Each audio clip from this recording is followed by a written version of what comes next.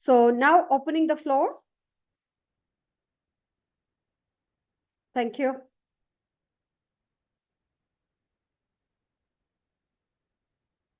Ms. Vaishali, you can introduce yourself. Can you? So myself, Vaishali, I'm currently pursuing my cybersecurity degree at Saram Engineering College. I'm an Assembly member, as well as I'm a YUCI campus coordinator of YUCI Saram. So I'm excited to welcome you all. So first of all, thank you for having me here. Thank you, ma'am, for being me here. So every week we give an opportunity to the student for during the hosting and the comparing of it, so that they get an opportunity on this global forum like this. On that note, please welcome Ms. Vaishali, who is going to be our host for today. Thank you. Thank you, ma'am. Thank you so much. Thank you, everyone. So on that note, over to you, Vaishali, to invite the next speaker, the first speaker on board. Yeah, I'm excited to invite Dr. M. Amra from MGR University, India. She is going to deliver a speech in the topic of enhancing transparency and accountability, multilateral finance stability. Dr. Amira from MGR University. Dr. Amara? Anyone from MGR University here? Okay, we'll move on to the next speaker. Thank you. So the next speaker, I would like to invite Professor Dr. Jalina Boskovic from Serbia, Metropolitan University, Belgrade. Dr. Elena, warm welcome to Yes. you. It's always a pleasure having you. Please, over to you. Yes, I'm fine. And you? Yeah, I'm great. I'm great. Sure. Yes. It's always a pleasure having you. Thank you, ma'am. Thank you so much. Yes. One more, I'm sorry, I think the recording has started very late. We have missed the first part of it. We may have to repeat it towards the end one more time. I'm sorry to say that, but we will take care of it at least next time. Sure. Thank you. I'm start? Yes, ma'am. Sorry. Oh, thank you. Thank you. Good morning, good day, good evening, good afternoon. Respected Dr. Shrividya Sakamar, scientists, university professors, experts, ladies and gentlemen, I have special thanks for invitation, Dr. Shrividya Sakamar, so to be a guest speaker and extend my warm regards to the organizer of this important topic, inclusion of financial architecture, international growth, presidency, excellence, inclusive resilience growth. Throughout various topics, we advance our education, expand awareness and development of the mind. Today, my topic, the correlation of the financial system and climate change toward the pathway to climate realize of the in the 21st century. Climate change is on the most serious challenges facing civilization today. In economic analysis is considered a negative extremely with such a wide-ranging impact that some climate economic models indeed that is could lead to the loss of up to a quarter to global GDP. In other words, there is a dual interaction between climate change and financial flows. The physical and transition risk stemming from climate change are sources of financial risk and is a mandate on central banks and supervisors to ensure to the financial system is realized to this risk. Or to go to classical microeconomic model can different the implication of climate change on both the aggregate demand and aggregate supply sides. Many authors believe that traditional macroeconomics model of risk assessment by central banks based on rational expectation, consisting of exploitation of historical data and the summation of Gaussian distribution, are largely irrelevant for assessing future climate risk.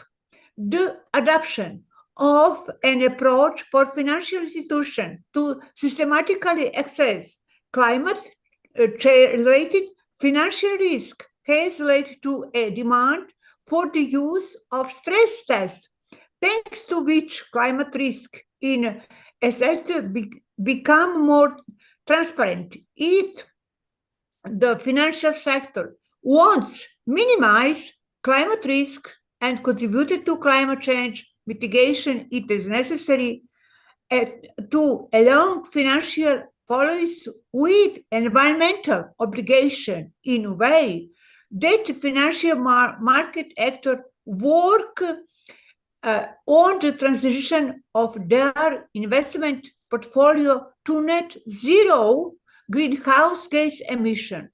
As a fragmented financial activity could lead to insufficient financing of the transition to climate neutrality or global level, the focus on the mobilizing international investors for sustainable finance.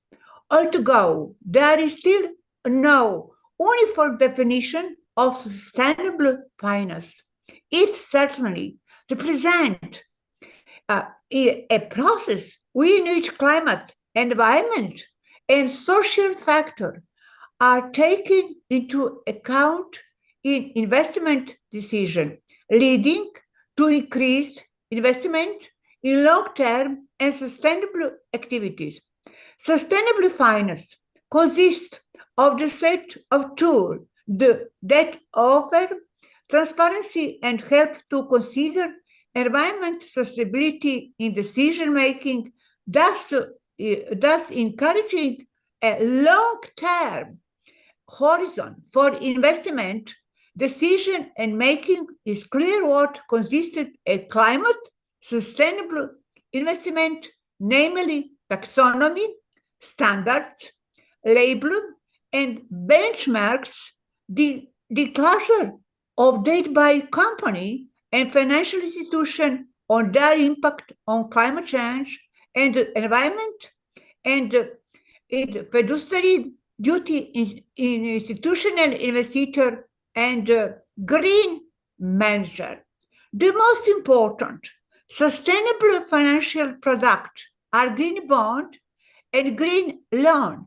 Finally, for addressing climate change risk to become critical for central banks, regulators, and supervisors that need to take a crucial step toward building a sustainable finance system and making the economy more realize the future climate shock, which make both economy and environment science is very important. Climate change, financial flow, climate risk, sustainable finance.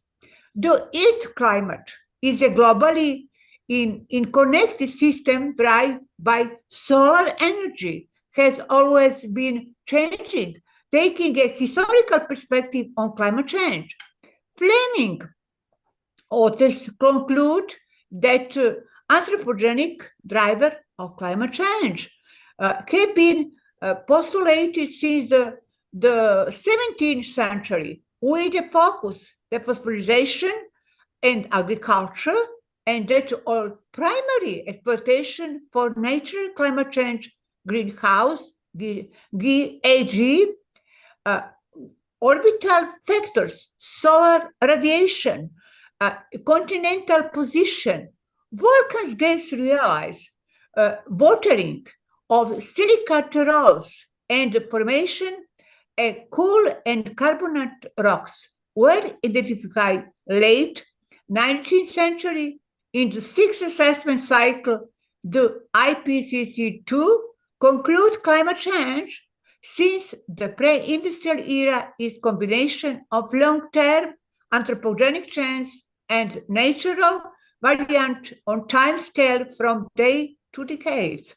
Science today indicate the human activity are increasing the concentration of gases in the atmosphere and terribly changing the composition of the atmosphere by burning fossil fuel, leading to change and land use, deforestation, aphosphorization, urbanization, desertification, and changing the amount of solar energy reflected from the Earth's surface and changing circulation pattern lower in atmosphere.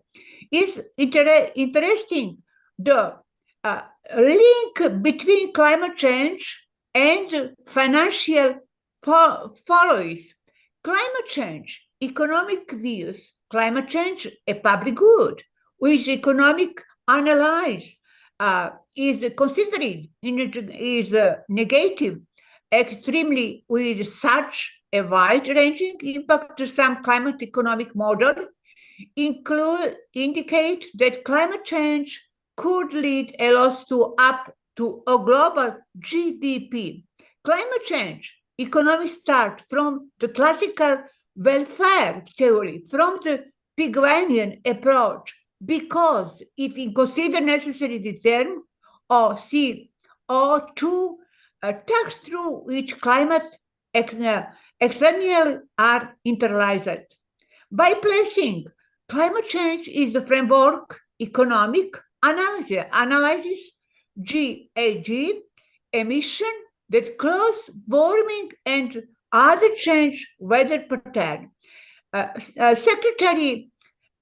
General Secretary United Nations Antonio Guterres, that the phase of planetary warming is over and the planet Earth is entered the phase planetary cooling, is that civilization of the 21st century in the midst of a climate crisis and not just hypothetically. According to stand climate change is the greatest market failure the world has ever seen. The market failure areas from the costs associated with combination fossil fuels and then private costs. Much authors is scientists is discussion climate change and sustainability finance. Climate change characteristic systematic crisis, ecosystem, public health, and the world economy and financial system and influence. Its global character requires international action in multilateral solution and participation of stakeholders. The independence and interconnection of ecosystem elements, risk category, etc. Author Bolden and et al. Elaborated and conclude interaction between ecological and economic systems can generate new complex chain reaction. It's interesting typology of climate risk in financial system. Physical risk are true linked to human dependence on nature. The changes is GDP later because according Barton et al., physical risk are listed areas from interaction, climate change, hazard, and vulnerability and exposure and natural system. Is interesting climate change and the macroeconomic model in demand supply. Climate change affects economic flow through two types of measure which is taken to response climate change measure to mitigate, reduce to GHG effect mitigation measure. Economic scientist is very interesting discussion climate change and macroeconomic economic and different models climate risk assessment and the financial system, traditional risk management and financial market driver, the assessment of material risk and the mitigation with ultimate goal ensuring investor protection and financial market realize. Specific William Donald Nordhaus, winner of 2018 Nobel Prize in Economics for integrated climate change into long-term macroeconomic analysis, and best know his work in the economic model and climate change view the economic of climate change, the perspective of neoclassical theory of economic growth. The design model, the professor William Nordhaus, have interesting discussion. Weizmann, Schultz, author, scientist Weizmann, Schultz also would mention here, who seriously consider the possibility the catastrophic climate change may impact this counting, suggesting the need for significant investment, the climate change mitigation today to avoid possibility future catastrophe. Interesting, sustainable finance. What sustainable finance? Given the financial needs, the real sector, sustainable finance should cover two urgent imperatives. A high-level expert group on sustainable finance. One, the contribution of finance to sustainable and inclusive growth by finance, the long-term need of society, and strengthening financial stability by incorporating environment, social, and government factor and into investment decision mentioned. Sustainable financial product, the global market for sustainable finance as expressed exponential growth the last several years, and financial product with sustainable effects become an important part of the investment landscape. It's interesting, the G20 Green Finance Study Group summarized several important advantages of green bonds, namely, one, providing additional source green financing for bank lending and equity financing. Two, enabling longer term financing of green projects, especially in countries where demand the green infrastructure investment is high, but supply of long-term bank loan is limited. Three, provided interactive issue direct bond green project for reputation gain. Four, improving the issuer. Five, provide green accepted responsible investor. Is pillars of sustainable finance system is interesting. Please, taxonomy, climate change, European taxonomy, etc. Is a very interesting theme. Is much time. Much time is a complex theme. Conclusion, my lecture today: climate change refer to a significant change in climate, temperature, perception, or wine that lasts for a long period of time, decades or longer. At the same time, also a source of structural change and globally economy. Is very interesting.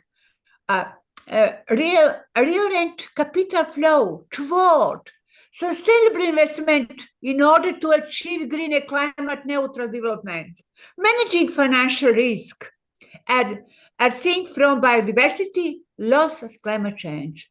By focusing climate financing in the real sector, they are send clear signal private sector, fostered transparency long period. Unfortunately, what is certain that the coming years will be threatened by now climate uncertainty in the long period 21st century. Thank you very much. Thank you very much for attention. Thank you very much for invitation. It's very interesting conference G20 20 group planet. Thank you, dear Professor Sidia. Thank you. Thank you very much. The best regards, my colleague, professors, experts, scientists, and the international organization. Thank you very much. Thank you, Dr. Alina. Very kind of you. That was a wonderful start indeed. Then to hear from me, I think we can hear it from Dr. Vasanthi Reena Williams. Yeah, Start Reena. with you, Thank you please. so much, Dr. Jelena. You're such an inspiration. And I've been listening to your discussion since the past few sessions, and each time you've been hitting the points bang on. Correlation, you spoke about the correlation of the financial system and climate change in the 21st century. This was your main objective, and you touched on the points very well. There was so much that I could, I'm sure the others who are here also will agree with me about the points that you touched upon, like climate change. You said is a big challenge, and rightly said. Now, there is a dual interaction between climate change and financial flows. Very true. You also touched upon the economic classic model about the macroeconomic model of risk management. You spoke about the assessment of future climate risk by the financial institutions, and that is really a call for action. And this is something that is visible. It is not something that we need to predict. It is something that we are already able to see, visualize. Investment decisions increase you spoke about that, you touched about that as well, in investment through sustainable finance. Then you spoke about encouraging low tab in investment taxonomy standards and ensuring a positive impact on climate change. You spoke that was a very interesting point about green bond, critical for banks to take crucial steps to build sustainable or suitable financial flow and ensure sustainable finance.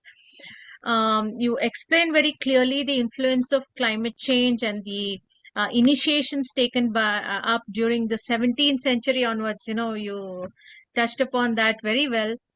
Which have been a justification towards the financial economic model and the link towards sustainability.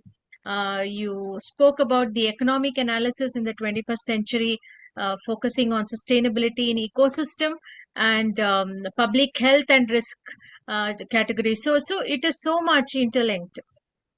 You justified each point very well. You touched upon each aspect connected to addressing financial risk, and that is correlated to climate change with proper justification. Thank you, Professor Jelena. Thank you for sharing so much knowledge and information. Thank you once again. Thank you very much. Is interesting interaction, climate change and financial sector, Yes. sector, bank sector, macroeconomy, a new economy in process, globalization. Thank you. In today situation in the world, war in the Ukraine and Gaza. 16 war in the world, complex situation, Yes. economic, climate change, climate demograph picture, etc. Thank you very much, colleagues. Thank you very much. It's very interesting, your discussion. Thank you. Thank you, Dr. Alina. Thank you, Dr. Vasanthi Reena Williams. Thank you. Yeah, to add on to that wonderful contribution and the pointers of deliberation from Dr. Alina, the climatic change policy significantly impact on capital flows and the investor risk perception.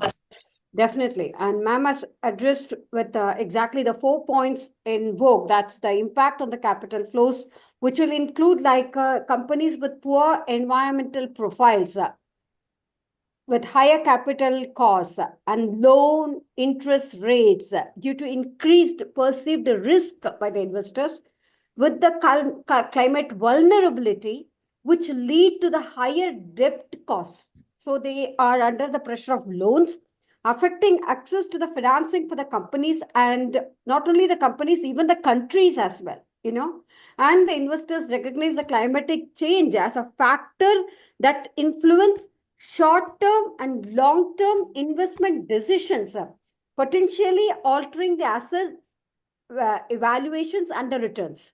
And as Dr. Vasanthi Rina Williams ma'am was also mentioning, the risk factor, risk perception of the investors, which are something like physical risks, which are with the natural disasters, transitional risk with the regulatory changes, sudden changes which come up, or with the sustainable technology adoption, which are associated with the climatic change, increase the weightage average cost of the capital, that is WACC, for all the companies and all the stakeholders.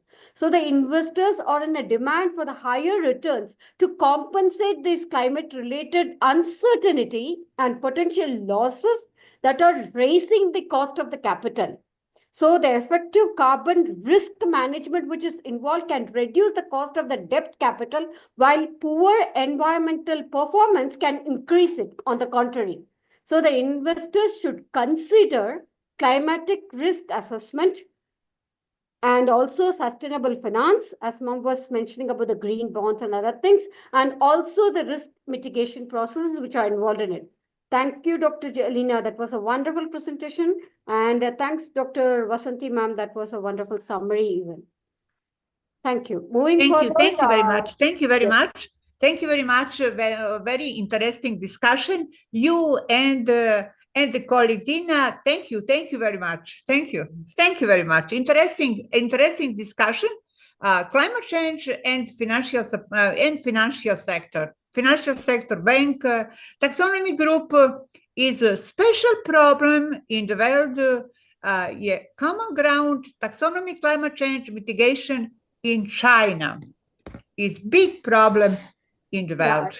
One other speaker is addressing it, ma'am, for China. Yes, thank you very much. Thank you. Inferences. Thank you. Over to Ms. Vaishali to welcome the next speaker, Dr. Delton Rebelo. Thank you. It's my turn. Yes, Professor. I think Vaishali will introduce you and then you can take it up, Professor. Thank you. Vaishali, please. Thank you. Thank you, Professor. Yeah. All right, ma'am. Yes. Yeah, ma'am. So the next speaker I would like to invite is Dr. J. Arul Singh. Is a smart working. Dr. Delton, dear. Dr. Delton. But the Excel sheet I'm having is the pointer to Dr. J. Arul King. That's why I just got confused a little bit. Yeah. Okay. The next speaker I would like to invite is Dr. Delton Rebelo, Brazil, University of UIT. So he is going to deliver a speech on the topic of policy analysis and recommendation for sustainable economic and stability.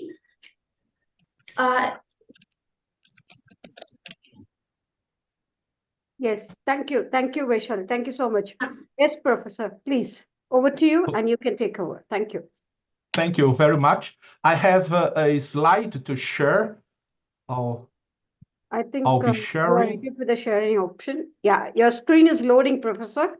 We are able to view the screen, but only thing is you need to go on to the presentation mode. Okay. I think yeah, on the left-hand side, it's slideshow from the current. Yes, okay. I think it's visible. It's visible. It is visible. If the slides don't change, please tell me. Okay. Can we try it now? Yes. Can you move on to the next slide? First of all, I would like to say my thanks, my gratitude for the kind invitation to be here to Dr. Sukumar, Dr. Virginia Rivera, and also my thanks for the mediator, Vaishali, for the presentation. Well, my topic today, it's about the policy analysis recommendations for sustainable economic stability. And making an introduction about the concept and relevance, we are going to see that the sustainable economic stability refers to a systemic approach where economic growth is pursued in ways that do not compromise environmental health.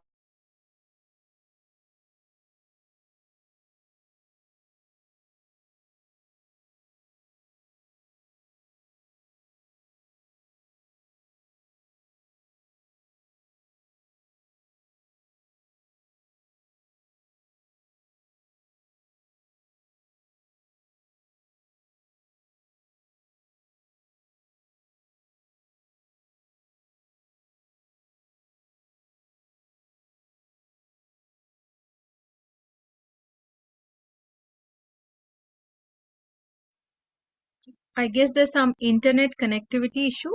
Yeah, it is actually. So we'll come back to Professor later. Professor, we lost you in between. Yes, I'm back. Can you Yeah, see you me? can. You can start your presentation, not to worry. Okay, thank you. Excuse me. It's fine. Okay. Yes, please continue, Professor. Yes, and thank you very much. And I was talking about systemic resilience. Economies must withstand external shocks, such as pandemics or climate disasters, without collapsing. The next topic, it's about the holistic policy integration. Economic, social, and environmental dimensions must be treated as interconnected, not isolated. And a critical reflection is that traditional models focusing solely on GDP growth are increasingly seen as inadequate for measuring genuine progress. And continuing, I think, okay. Oh, just, okay. And continuing, we have also green, just to check, okay, a critical reflection. And we also have green fiscal reform. He structures incentivize to favor sustainable practices. And here we have some key components like polluter pays principle. Those who cause environmental damage bear the costs, and the carbon pricing effective in steering corporate and consumer behavior towards lower emissions. Of course, we have much other key components, but due to the limited time, I will highlight only the two ones. And continuing, also, we have social inclusion. And this topic, it's based about social inclusion that ensures that the burdens and the benefits of sustainable transitions are equitable, distributed, and the strategies we can have accessible education, aimed green skills in curricula at all levels, and healthcare resilience. And about healthcare resilience, system, of course, must be prepared for new environment health threats.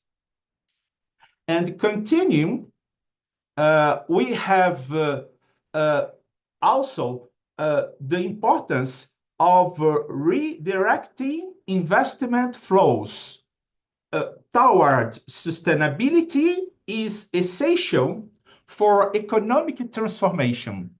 And the priorities are de-risking mechanisms, government guarantees can make green projects more attractive to investors, and impact measurement evaluate investments based on social and environment returns, not just financial gains.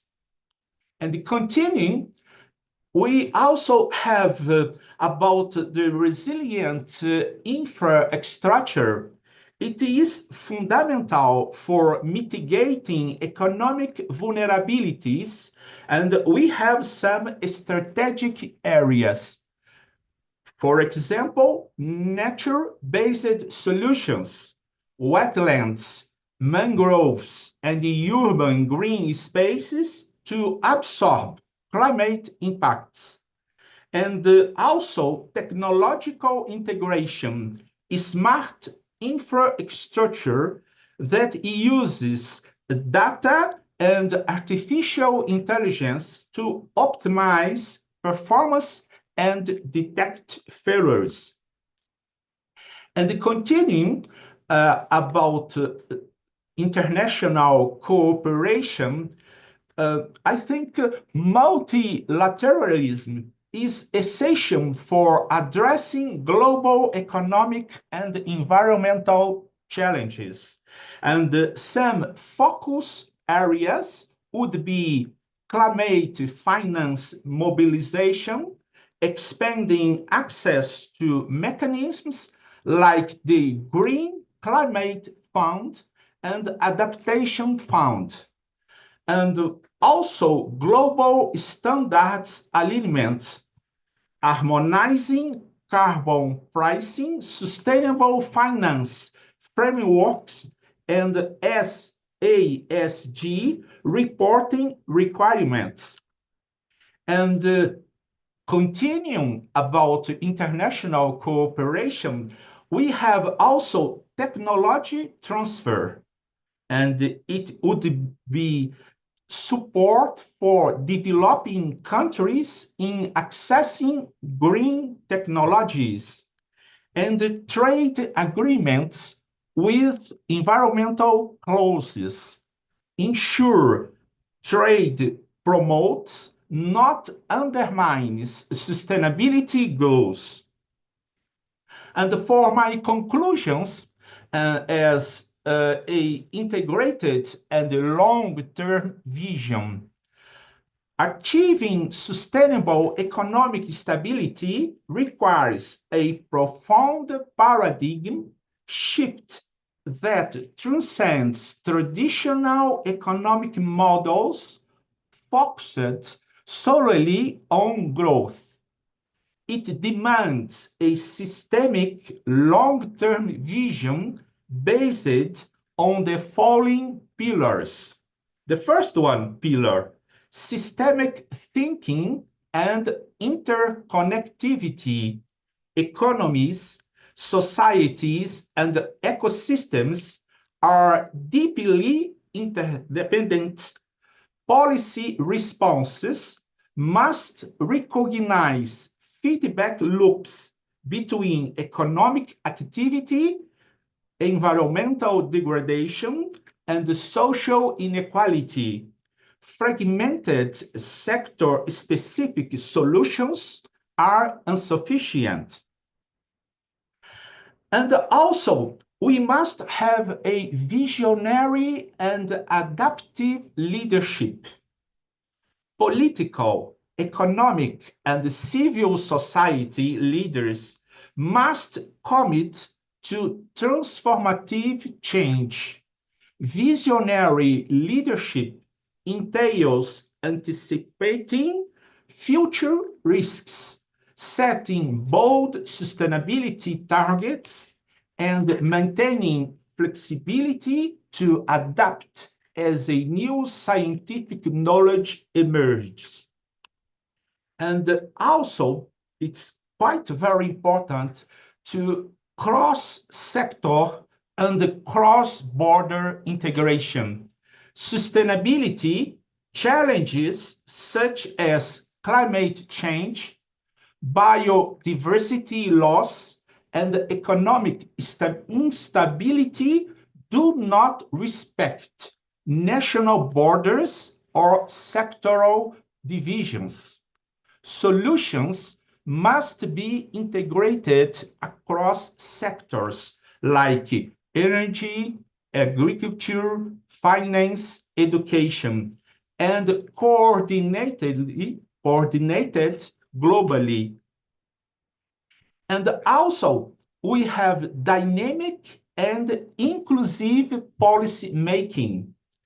Policies must evolve over time, incorporating participatory mechanisms that ensure representation of marginalized groups.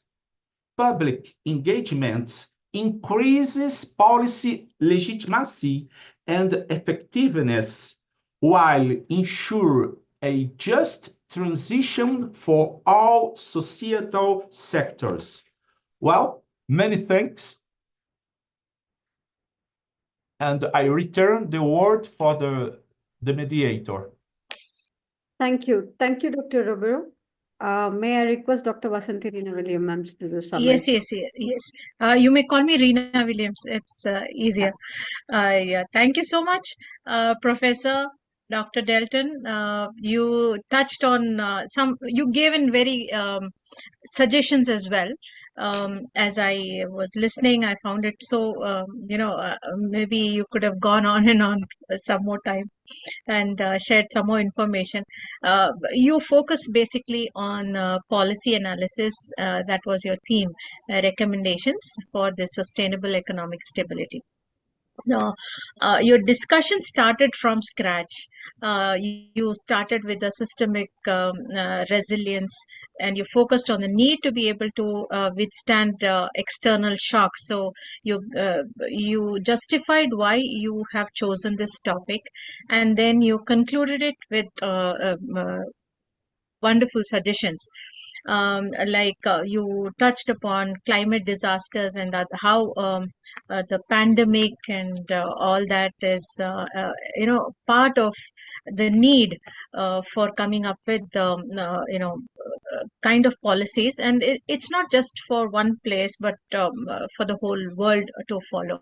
So your discussion focused on green fiscal reforms that could help in sustainable practices, and rightly mentioned that there should be accessibility for education and healthcare, which is very important. This would help in addressing definitely, this will help people to combat such uncertainties. And yes, government should focus on making green projects more attractive to investors. You mentioned that. And also to focus on social environment returns, and not just focusing on financial gains. That's very true, because it is mentioned as focusing on social environment, but then somewhere that link is not there. You see more towards the financial gains. That is true. And then you've touched upon wetlands, and I remember one of these sessions that was one of Dr. Srividya's sessions. I think the first one which I attended, the first one, there was a discussion about wetlands, and what I understood is there are a lot of initiatives already in place that is happening in this regard. So you've touched upon that very rightly, and you spoke about the mangroves to absorb climate impacts and smart technology integration. We are in many people speak about say that we are in industry 4.0, but when I research, I find that they say that there's a sudden leap from industry 4.0 to 6, because we are into metaverse and so many other things, and they say that there's so much of technology is just jumping at such great speed. So probably we should be, like you mentioned correctly, that using AI to optimize performance and help us identify the risk that can probably happen, and then we can mitigate that risk using technology. And yeah, you also touched upon climate finance mobilization, global standard alignments, and the ESG reporting. That should be made mandatory, a little bit more brought into the policy guidelines for all to follow. And achieving economic stability, you said, requires a paradigm shift. Of course, a systematic thinking, interconnectivity. So team effort between societies, the economies, the ecosystem, all that is required. You spoke about cross sector and cross border integration. And that is what this G20 summit is trying to achieve, I guess. And I'm sure somewhere down the line everything will fall in place, and there will be some kind of a positivity that we can see happening. You touched upon visionary and adaptive leadership that is required to bring in this required change. Thank you so much, Professor Dilton, and I thank Dr. Srividya for giving me, this platform is, I needed to go, but I don't like to go. So thank you so much, Professor Dilton. That was a wonderful knowledge sharing that you shared with us. Thank you so much. Thank you. Thank you for those inspiring inputs from Dr. Vasanthi Reena Williams. Thank you. Thank you. Professor. Reena. Yes. I know. Thank you. Namaste. Can call. Yeah. Thank you, Professor. So to add on a little bit to more for the policy analysis and the recommendations for the sustainable economic stability, which will involve the evaluating the impact of the policies on the economy and providing evidence-based recommendations on stability and sustainability. As Professor was mentioning, the policy analysis of, he covered the 3 different areas of fiscal policy, monetary policy, and the regulatory policy. Thank you, sir. Thank you so much. I'm not going in detail because we are running short of time. And recommendations for the sustainable economic stability. That is, he has touched certain areas of diversification, as Dr. Vasanthi Reena Williams was mentioning. Investment in the human capital. That is investment in education, investment in training, investment in healthcare to develop the workforce. 4.0, as ma'am was mentioning, it's not even 4.0 now, it's for investment 6.0. So moving ahead in such a pace, the sustainable infrastructure, investment in the sustainable infrastructure with the renewable energy and the green buildings to support the long-term economic growth, with the financial stability, to implement policies to promote financial stability and regulating the financial institutions and managing debt, for social protection and implementing social protection policies, such as in terms of financial stability and also employment stability. So it's like taking care of the planet, taking care of the people as well. Thank you, Professor. That was a wonderful contribution indeed. Thank you. Thank you, ma'am. So yes, it's always a pleasure having you here, and it's always, we would like to work with you more and more, Professor. Thank you. Thank you, Professor Dilton. Thank you. Yeah, Vaishali, can we invite the next speaker, please? Yeah, ma'am. Yeah. So we would like to invite, I think we can take it from, there was Tavasilingam, Dr. Tavasilingam. Yes, ma'am. Sir, are you ready? So the next Tavasilingam? Representation from SRM. Welcome, sir. Kindly unmute yourself, sir, please. Yes, Vaishali, you can go ahead with your introduction part of it. Thank you. Yeah. So the next speaker we would like to invite is Dr. K. Tavasilingam. Is a professor at SRM Ishwari Engineering College. Is a NBA coordinator as well as a conference organizer. Yeah, sir.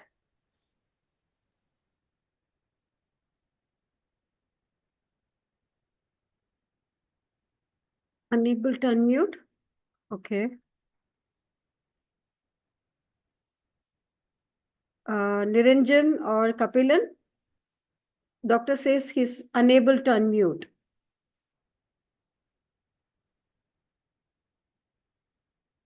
Let me try, sir.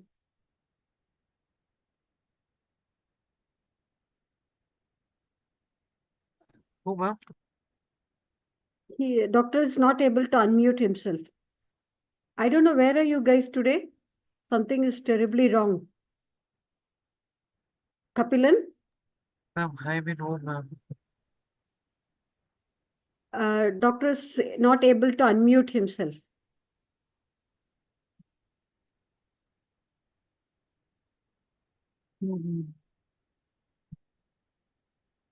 Sir, you try to click the red icon, sir, of unmuting. It's not happening. Yes, ma'am, it's not a.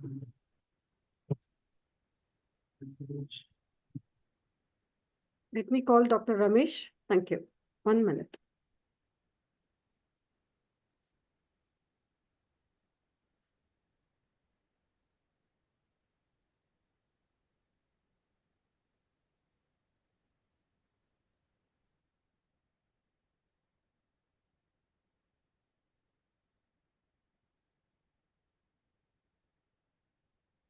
Yeah, we'll move on to the next speaker, Vaishali. Can we invite Akshaya, please? Akshaya, can you try speaking something?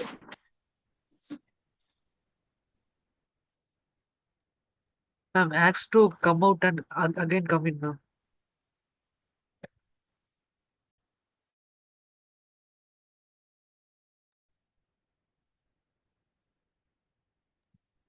Sir, you may have to exit and come back again, sir. Dr. Tavasilingam, you may have to exit and come back again. Let's try that, okay? Akshaya, can you try to speak something?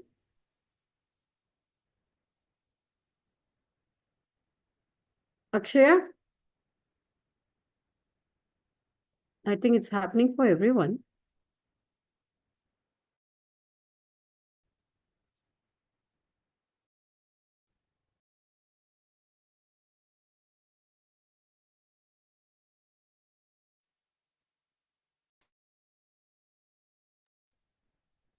Kapilan, Yes, ma'am. I'll do you try have to a speak. solution for it?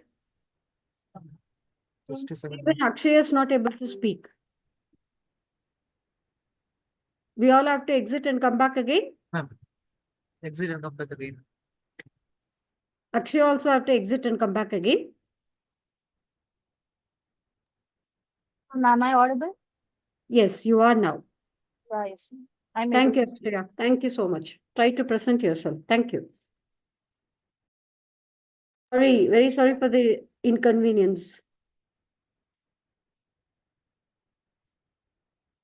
Until Dr. Tavasilingam, you may have to exit. You may have to go out and come back again. Akshay, I think you can start your presentation by then.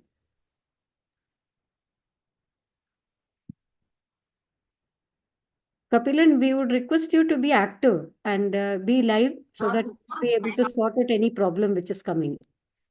Right? It's better you open your camera as well so that we know that you are there. Akshay, please start your presentation now. Sure, ma'am. Let me share my screen. Thank you. You're visible, dear. Yes, ma'am.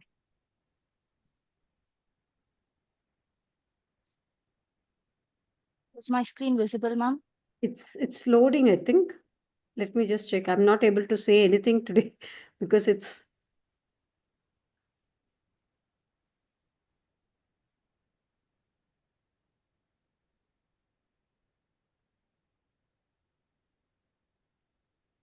Have you shared it? Yes, ma'am. Were you able to share? Just a minute. Just a minute.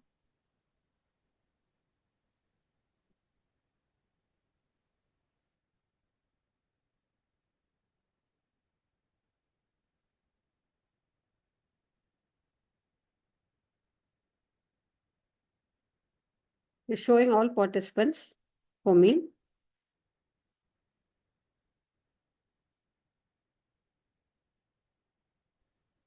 Yeah, it's loading, Akshaya. we're able Yes. to see, and your topic is on inclusion of the financial architecture and international growth. That's your Yeah. first slide, right? Yes, ma'am. Can you go on to the presentation mode and try presenting it? Yes, please go ahead, dear. Thank you. Yeah. Thank you, ma'am. Thank you so much for introducing me. Good morning, good afternoon, and good evening, everyone. So, I would like to greet all the professors and all the speakers present in this presentation. So, imagine living in the world flooded with money, banks, apps, and investment options. Yet, millions even today struggle with simple financial decisions. Financial literacy divides the world, and I'm here today to speak about the financial literacy as a state by the art of safe and sustainable financial freedom globally.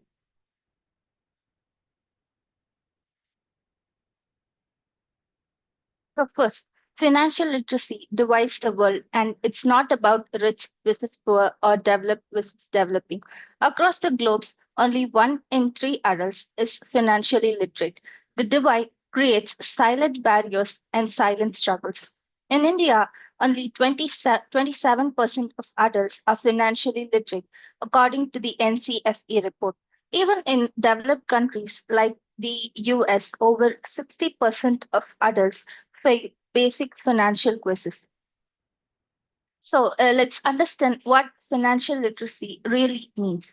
It's not about understanding the stock market or the Wall Street secrets. It's about the basics, simple but powerful. How interest rate works and how inflation silently eats your savings, and why diversifying investments matter. Without these foundations, even reading a simple form can feel overwhelming. During COVID-19 lockdowns, millions who didn't understand EMI difference in India ended up paying extra interest unknowingly. So this is what the foundation of financial knowledge is. Then the financial freedom isn't about how much you earn, it is about how much you control you have over your money. Someone with a model income but good financial habits can live peacefully, but someone earning less without knowledge can face financial chaos. Financially literacy, but true sustainable well-being. I would like to tell one of the real incident that happened in Kerala, in India. In Kerala, microfinance programs taught rural women saving habits, and many built stable lives despite for low income. But some during this problem, some microfinance people tried to scam those people, and that caused a big issue in Kerala. Access without understanding. Today's people have easier access to financial products like bank apps, the UPI and UPI wallets, etc. But here, the truth is, access is not equal to understanding. Owning a credit card doesn't mean knowing how to manage the debt. Having a loan doesn't mean how to interest compounds. Without education, technology alone cannot save us. RBI reports showed a sharp rise in digital loan frauds in India post 2020 because people clicked on apps without reading the fine details. So let's talk about who's left behind. The gaps aren't equal. Women, rural families, the elderly often face the largest barriers. And tragically, those who need financial face the most often have the least access to them. This creates cycles of exclusion and vulnerability. A rural woman in Rajasthan lost her savings in a chit fund scam because she didn't understand the basic savings schemes. This is where women are always left behind in financial literacy.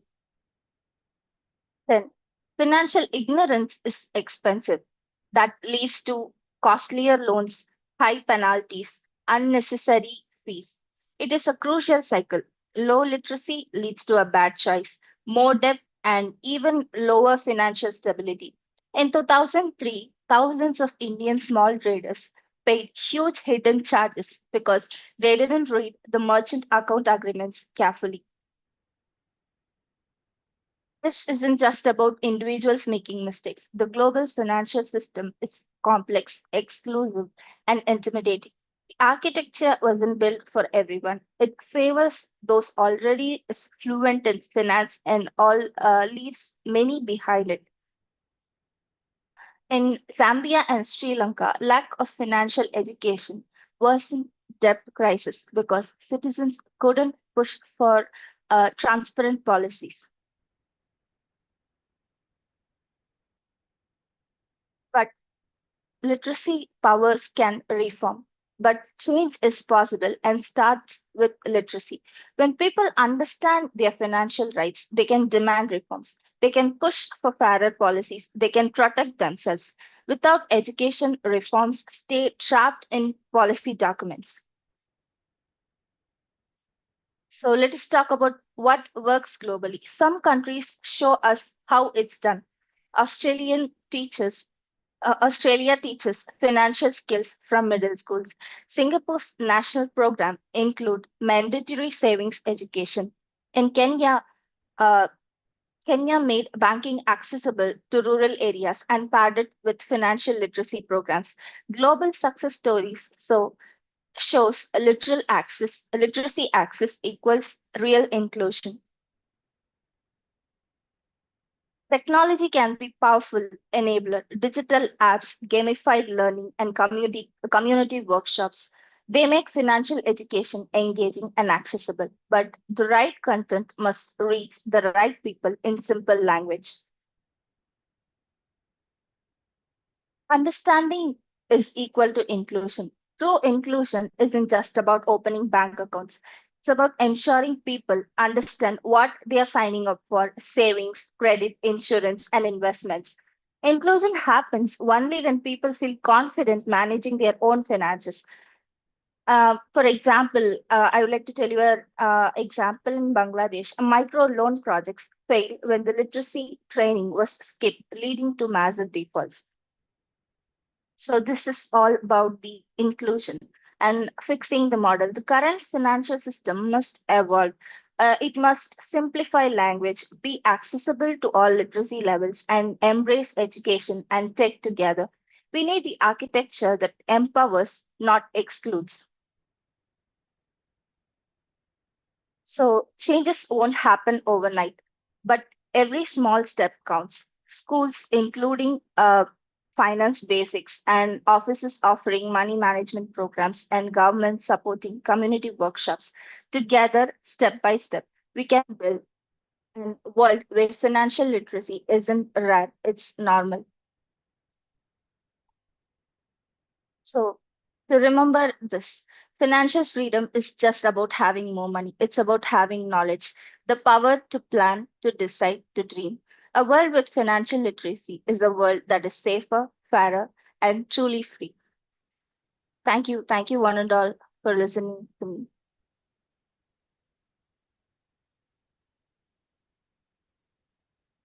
Thank you, Akshaya. That was a wonderful presentation indeed. Yeah, and I'm quite speechless because you're the first student who is speaking on this forum today. And definitely the inputs that you've shared were really made me really think for a while that how much you have thought at the global level about talking about the two big threats. When we talk about climatic change, that itself a big threat. When climatic change is related to finance, again, it's another big threat, which we people at a very higher levels are finding it very difficult to handle. And your thought process in handling these two as a state of art, financial literacy as a state of art, has really had a lot of inputs to that. And definitely, I would like to take it over after Dr. Vasanthi Rena Williams. Thank you. Thank you so much. Akshaya truly said you did a wonderful job. And it's good to know that students are taking interest. You are the future generation, and I think more and more should be joining, and you need to be motivated. I'm sure you will be a motivation for so many others to join in the next for the next sessions as well. Akshay, you touched so much upon inclusion of financial literacy. That is basically what you touched upon, and that you said, according to your discussions, that focus of your discussion was on financial literacy to bring in the sustainable financial management. So in one of my earlier discussion, I had shared a case study. This was discussion of how street vendors are most of them majorly, according to the study I did, majority of them are illiterate. Many can't even sign, put in their signatures, but they're so good in handling their financial transactions. I was mentioning how they don't even have a calculator. You buy various other of fruit vendor, a vegetable vendor, you buy different vegetables, but then they calculate the whole total and they tell you give them a note, a 500 rupee note, and they know how much they correctly return the change to you. But they fail miserably in financial management, and that is therefore a very crucial point which you addressed, because that is, they fail miserably in financial management, leading to their economic status remaining the same. They are unable to join the mainstream because of this. So financial literacy is very, very, very important. You touched about microfinancing as well, and that is it is spreading across. I see a lot of not only women but also men taking part in this microfinance activities, and it is helping some, and I find that some people are joining microfinance not just to enhance or make use of it positively, but they are making use of it just to seek loans, because I understand that the rate of interest is just 1%. That the focus of microfinance is to bring in financial stability, but that again, there some kind of a policy needs to be put in place, but otherwise that will not it will just be an activity, but it will not take anything, take anybody forward. So we need to understand that. And then you spoke about financial rights, and saying, you mentioned that yes, the people should know when to invest and when to divest as well. And you mentioned how you also gave examples of all different countries worldwide, how they are encouraging financial literacy from the schooling level. So that was interesting to hear. And then you also gave suggestions of inclusion of money management programs to make it successful. So that was really a wonderful presentation by you, Akshaya. My best wishes to you. Thank you. Thank you, ma'am. Thank you once again. Thank you, ma'am.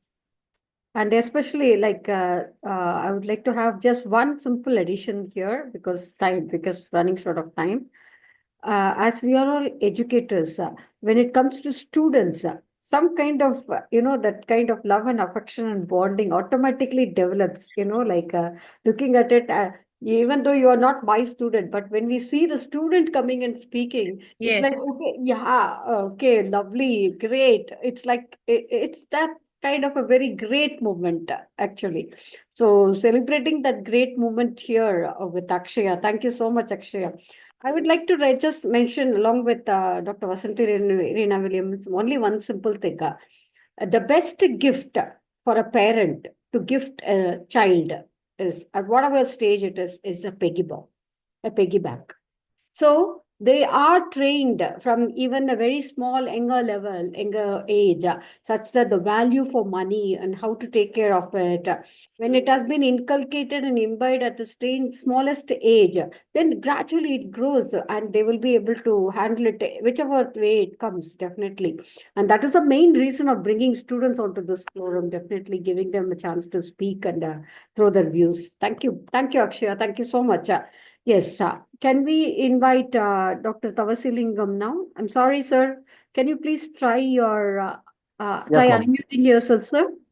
Yes, ma'am. Thank you. Can you able to hear me? Yes. Finally, I spoke out. Thank you. Thank you, sir. So, yes, Vaishali, will you be able to invite Dr. Tavasilingam, please? I'm sorry to interrupt. I may have to take Thank you, my ma'am. Thank leaves. you so much. And Thank you. yeah. Thank you so much for the opportunity, and so nice to meet every one of you all. Thank you so much. Thank you. That's the level of commitment that she has shown, that though ma'am has to be present somewhere else, she said, I will come for the first hour, and then sure. Thank you, ma'am. Thank you so much. You're always an inspiration.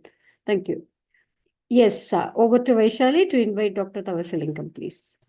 Yeah, ma'am. Thank you, Akshay, for your enlightening talk. Now let's welcome Dr. K. Tavasilingam. He is a professor at SRM Ishwari Engineering College, India. He is an NBA coordinator and conference organizer. He is a researcher and development in computer-aided design. Yeah, sir, you can start your talk. Thank you, Vaishali. Asad sir, can we have a presentation? Yeah. Yes. It's loading. Yes, ma'am. We are able to view that? Yes, ma'am. Yes, ma'am. Everyone, I hope everyone is able to view that. Yes. Before starting my presentation, I have to thank Sri Vidya Suma ma'am and G20 Meet and our Ishwari Engineering College before starting my presentation. Today we are going to have a discussion on promoting greater integration across financial markets for small scale industries or medium scale industries. Myself, Dr. K. Tavasilingam, assistant professor in Mechanical Engineering Department in Ishwari Engineering College, to have some discussion on this topic. Next slide. So these are the contents I'm going to discuss today. The introduction to SMEs and financial markets. So these are 6 contents I'm going to discuss today. Next slide. So before going to have a brief discussion on next slide, before going to have a brief discussion on SMEs, this is a small example of how the business are growing. So how the marketplace will be, financial markets will be useful, or the very important key points for the SMEs. So in first picture, we are seeing that a small planet is growing. It's a SME. So every leaf are being considered as a small businesses. Without in second image, we have drops of waters or rain. So without the water and other things, the plant is able to grow. So such that a business must grow accordingly. So here the rains are very much important as the finance component. The finance components are very important for every and small scale and medium scale businesses. So next slide. So these are the roles and roles of SMEs in global economy. Economy's contribution of SMEs. So in everywhere, in all over the world, not only in India or anywhere in the world, the SME have an important role for developing the GDP in worldwide. So for driving economic growth by enhancing competition and fostering entrepreneurial spirit across the sectors. So for every entrepreneurs come through the way. So they are must across the SMEs. They are not able to start a bigger. They will start a small or medium scale enterprises at the beginning. Then later stage they may go across the point. So employment generation by the SMEs. In employment have the important point for the development countries. The development countries will have such an employment opportunity like China and India have more human resources. They must have such a qualities. Innovation and SMEs. So in recent days, the technologies are important for developing each sectors, especially SMEs. SMEs are often at the forefront of innovation, bringing new products and services to the market, which encourages technology advancements and improved efficiency in the various industries. Next slide. So this shows the market, financial markets. So all over the fields, if you are cultivating the field, before that we need a bare places. That's called a financial market. If your plant want to grow, rise up. So there we need a markets, especially financial markets. This image shows that lands are the financial markets to grow a plant like SMEs. Next slide. So overview of financial market, how the financial market will be grown. So key participants in the financial market include individual investors, institutional investors, brokers, and market makers, all of who play a vital roles in the transaction execution and market stability. Next slide. So role of financial market, as I mentioned earlier, there are many lands may be there. There are many plants may be there, but right place for a plant should be very important for SMEs.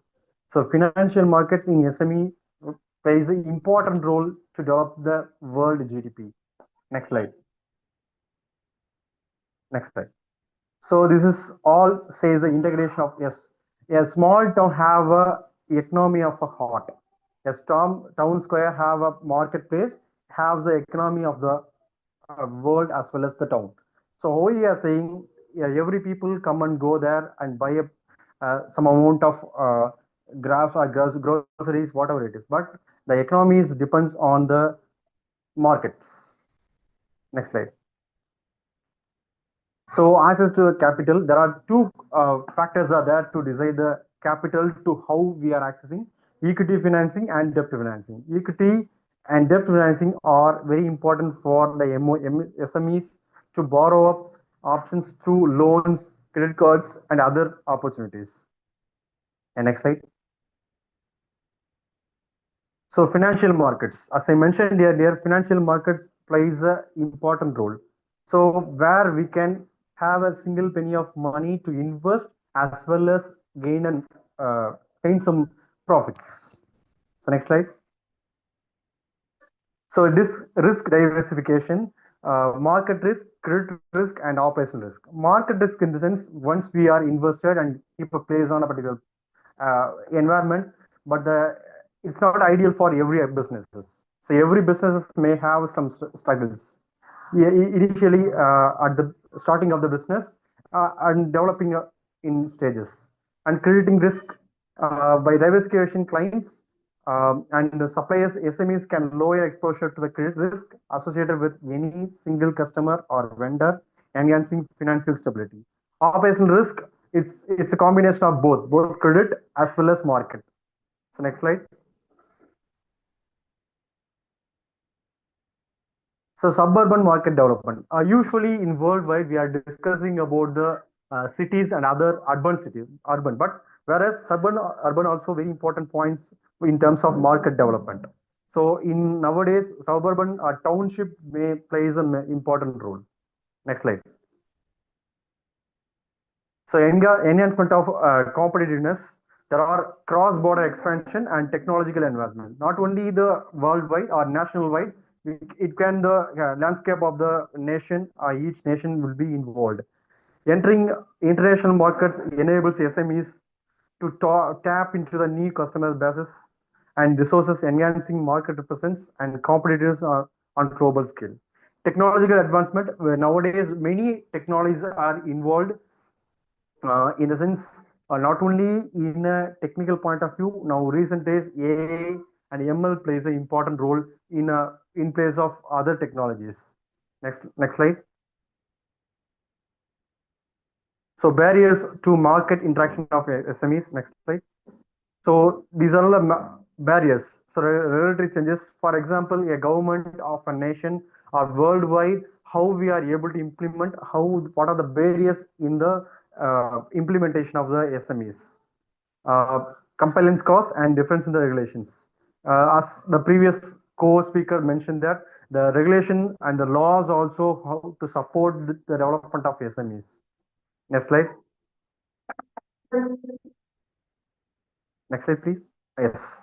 Urban we discussed, and suburban we had discussed, and the rural discussed. The rural also very much important because the people who are poor or the people who are not able to cross the limits beyond the geographic level plays they have to perform in their level.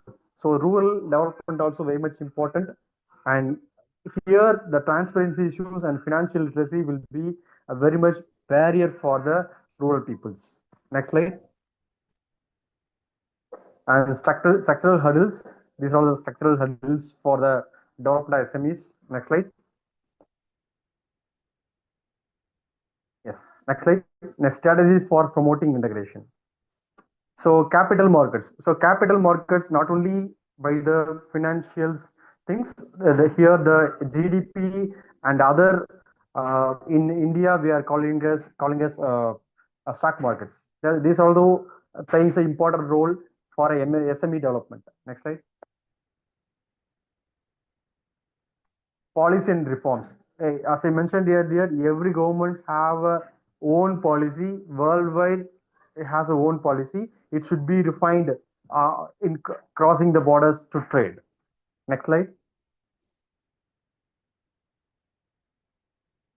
So policy reforms. So we have to reform the policy accordingly to develop the SMEs. So it's not about a state or a place or any particular nation. It's about all over the world. Next slide.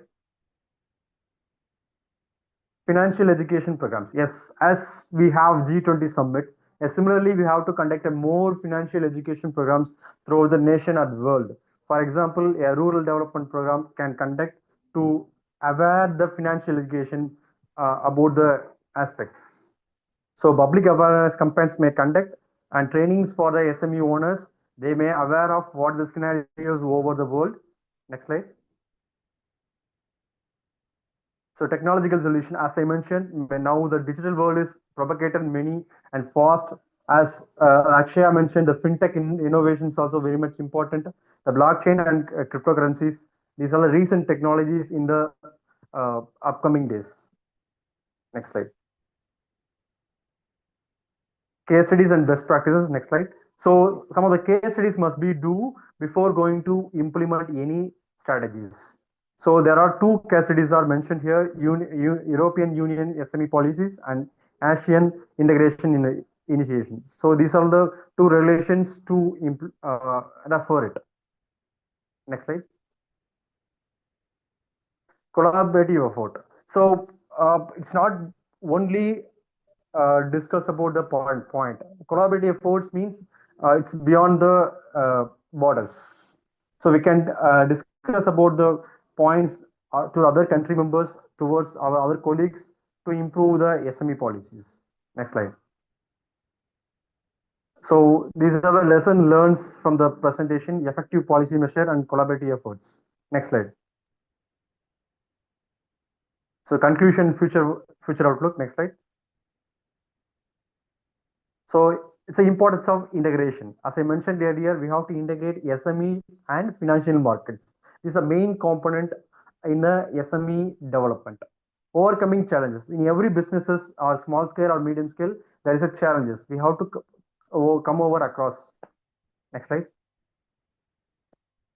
So future perspective, as I mentioned, the future is run by AI, ML, and new technology, blockchain, whatever it is. But we have to adopt in our business, in SMEs especially, to make it a successful one.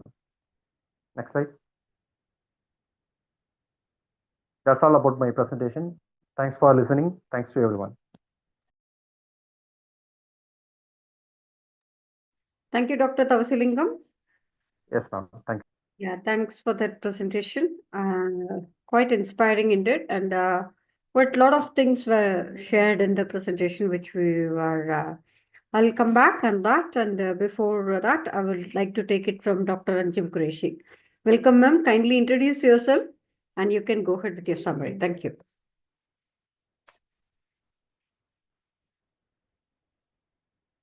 Ma'am, you are muted, I think. Your voice not heard, ma'am.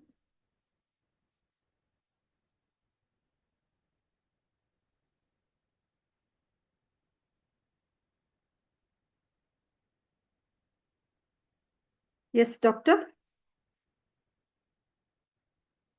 Again, the same problem for you.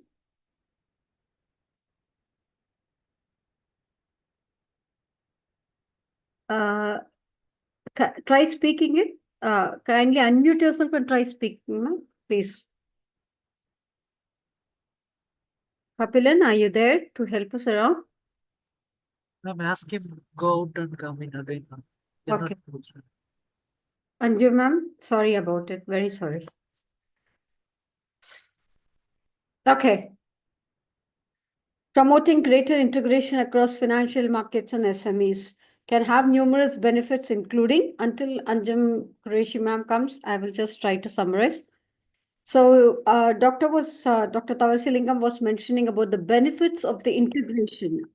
That is, with increased access to finance, that is, SMEs can access to the broader range of financial services and products. With the improved efficiency, that the integration can lead to more efficient allocation of the resources and the reduced transaction costs. With enhanced competitiveness, that is, the SMEs can compete more effectively in global markets. Instead of just remaining to the local markets, they can try export and import as such, and they can involve themselves in the global markets such that a lot of trading can happen. With diversified risk, that is, when we talk about integration, that can help with the risk analysis and mitigation, and also enhancement, risk mitigation process enhancement, which will reduce the dependence of the single market sector, so that all sectors and all industries can work in collaboration in a more integrated form, such that it's, in simple words, what we can say is it's more like a barter system. In years, down the Silk Route ages, which I'm talking about, there used to be barter system. If I'm going to buy rice, I will not pay you money, but I will have dal, I will have lentils. I will give you lentils and I'll take the rice from you. So it's like that. So we can just work on those things. And addressing the challenges of the integration with the regulatory differences that can create barriers to integration. With information asymmetry, this is one thing which is the key thing, that almost it has been overlooked. The information which is being there, it's been overlooked, such that we fail to adhere to the compliancy factor of the local. And when we are going to export to other countries, it's very, very important at the very primitive level that we should know about the local expectations and local norms of that particular country where we are going to launch our financial market or product, etc. So in that case, will not struggle with the risk management system, with the cross-border transactions, such that the infrastructure will be insufficient and hinder the integration. To avoid all these things, strategies that we can work on promoting the integration is harmonizing the regulations. That's the key thing. Thank you, sir, for the frameworks and facilitate integration. End of the day, we all should succeed in whatever that we are doing. So in that case, let's harmonize the regulatory frameworks and work in a more congenial way, such that we accept and we adopt and we adapt to the expectations, such that everybody is happy, the exporter is happy, the receiver is happy, and the whole market is happy, such that.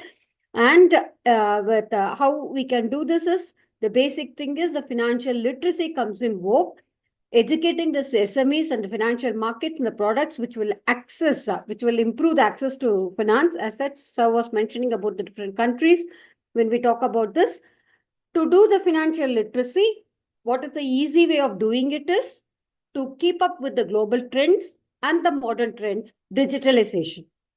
Leveraging digital technologies that can enhance the access to the financial services and improve our efficiency, and with the partners and collaborators, such that fostering partnership between SMEs, financial institutions, and the governments, especially to promote the integration process. So providing financial services to the SMEs with all the risk management tools and other financial services, and the advisory services, such that let's be more proactive rather than becoming reactive, and keeping the innovation drive in accord and with all our financial products and services, which will promote greater integration across the financial markets and the SMEs for all the governments and all the stakeholders and financial institutions that can help to a more inclusive and effective financial system.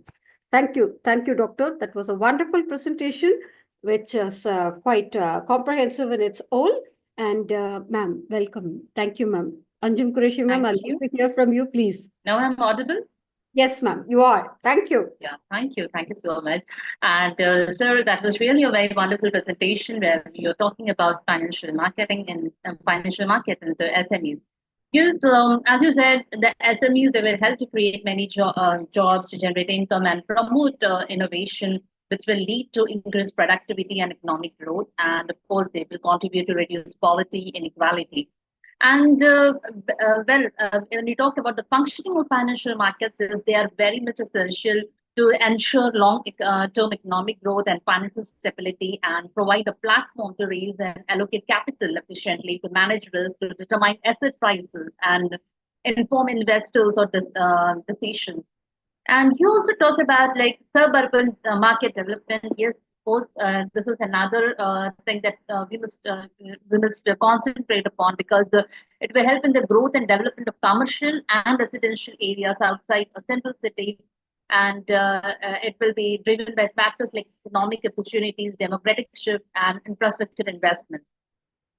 Then the one more thing that you pointed about was the technological advancements. These technological advancements, we know that it has transformed all the fields, especially similarly, if you talk about the financial services industry, technological advancements is going to help that. And you even talked about like fintech, that is the financial technology, and surely it will revolutionize the financial institutions. They will operate and deliver better services to the customers. And policy refinement, some of the key points that you highlighted, that the policy refinement, yes, the policy refinement should be there, because as the times are changing, the scenario of SMEs are changing.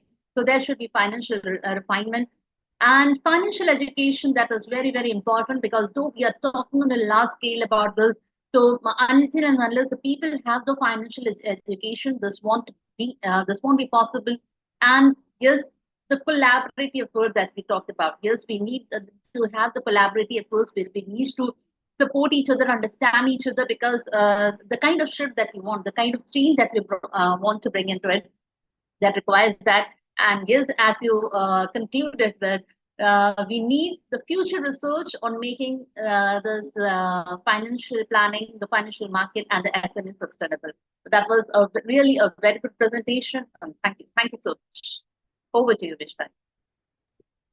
Thank you. Thank you so much, ma'am. That was a very comprehensive summary that you've given. Thank you so much. I'm so happy that you're back. Right. So moving ahead, Ms. Vaishali, can you invite the next speaker? Yeah, ma'am. Thank you, Dr. Tagslingam, for your profound insights. The next speaker is Dr. Amra, representing MGR University, and she's going to present with the topic of enhancing transparency and accountability, multilateral finance stability. Hello. Yes, ma'am. Good evening, ma'am. Yeah. Dr. M. Amara, representing MGR University. Exactly. Yes, ma'am? Yes, ma'am. Yes, ma'am. Yeah. Thank you. Yeah, Kindly introduce yourself also, ma'am. Please. Yeah. This is Dr. M. Amara, working as Deputy HOD at Faculty of Law, Dr. MGR Educational Research Institute.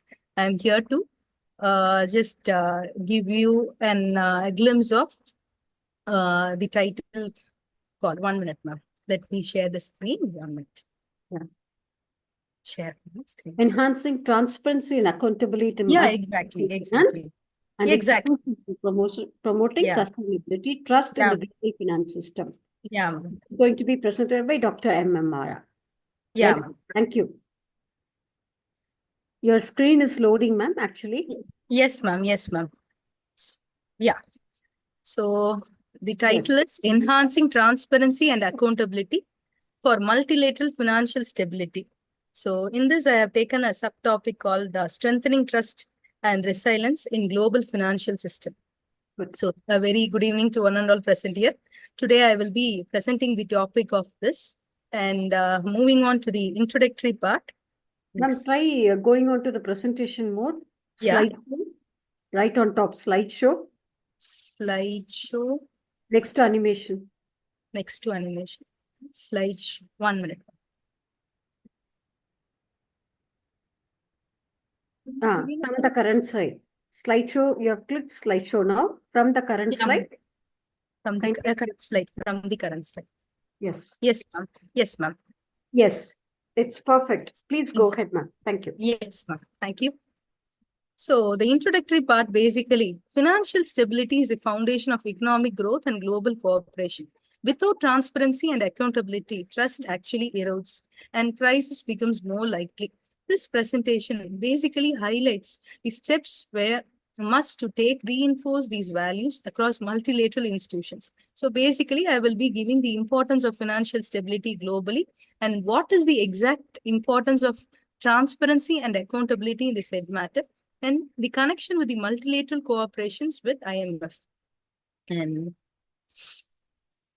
these subtopics will be further classified as the challenges in the current system.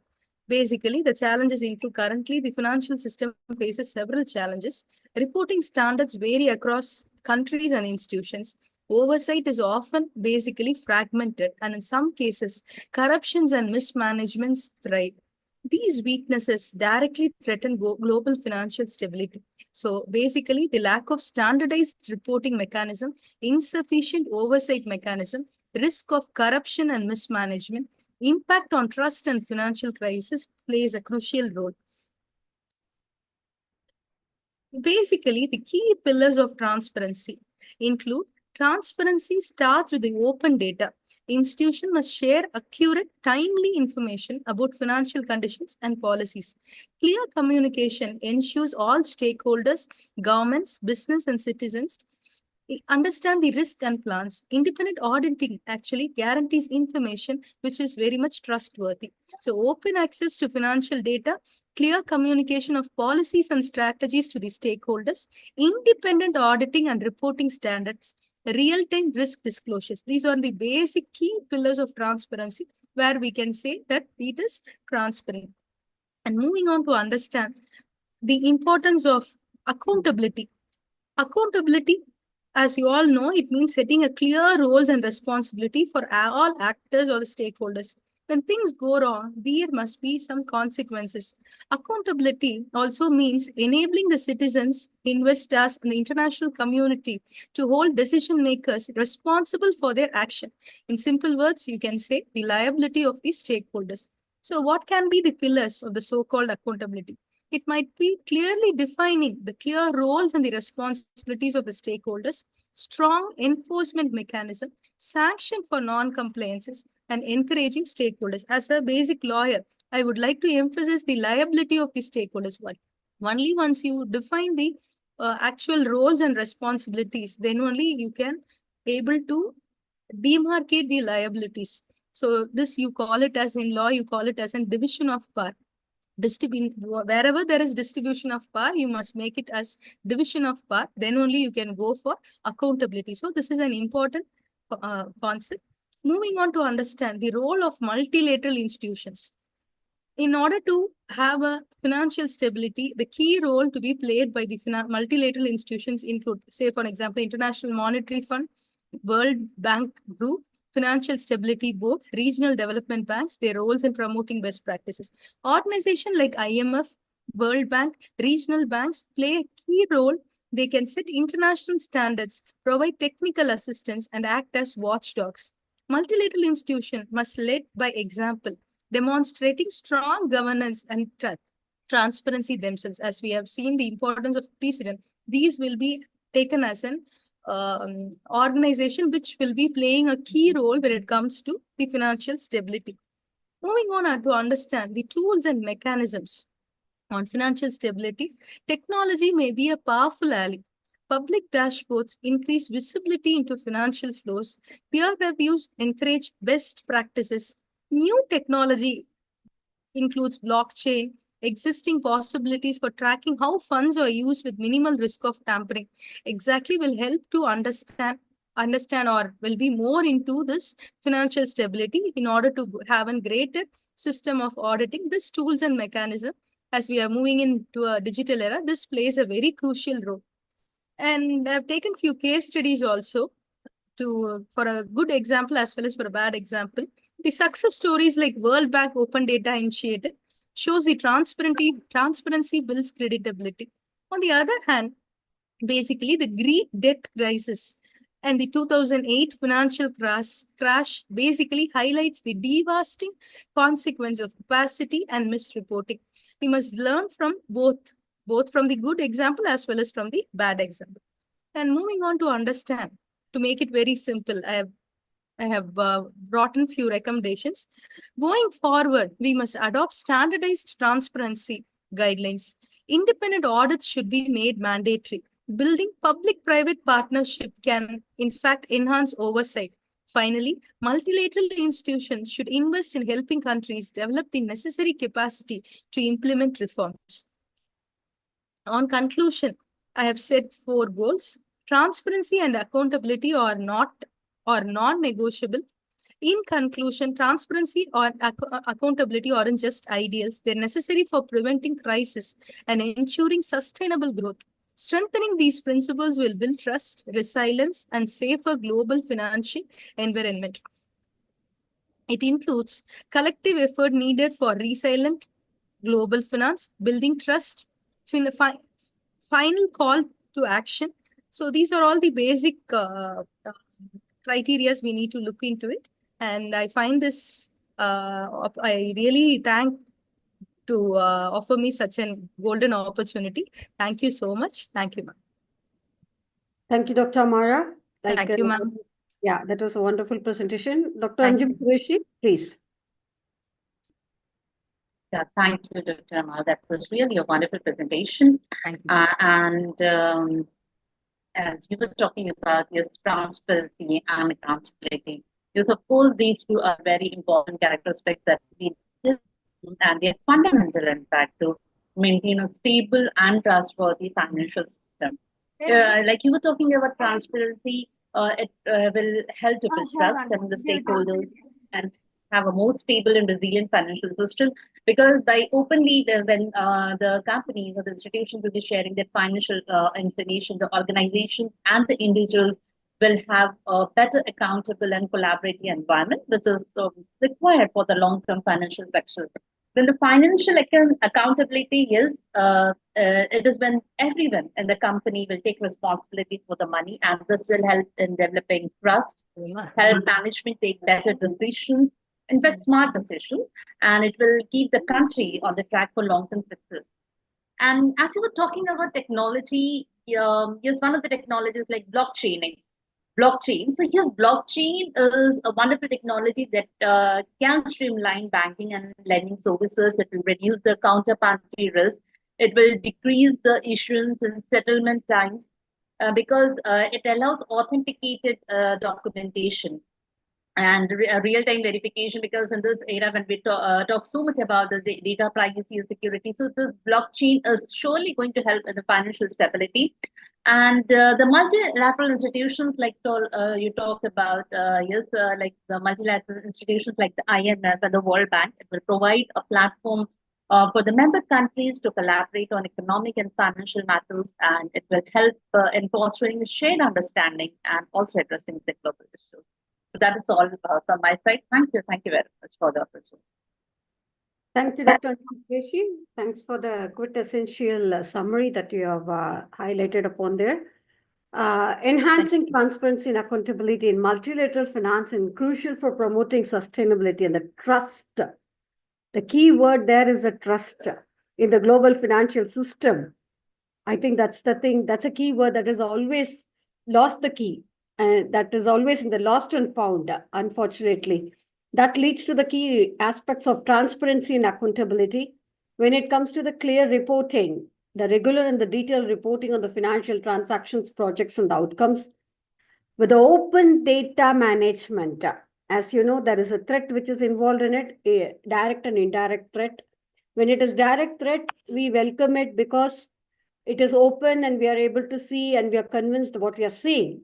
But there is an indirect threat, anything which is digital, when it comes to the data management, there is always a threat of people stealing our data. So that also to be taken into consideration. Thank you, Dr. Amara. So financial data accessible, usable, and shareable to promote. Thank you so much, ma'am. Thank you, ma'am. Transparency and analysis with the stakeholder engagement.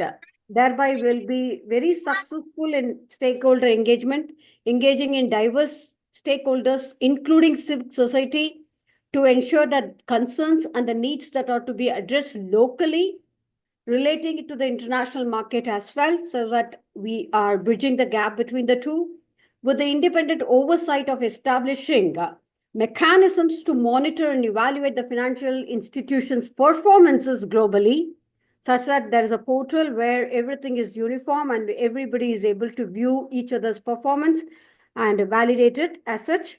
That's a key thing. In fact, that's quite a visionary site that we're able to see there.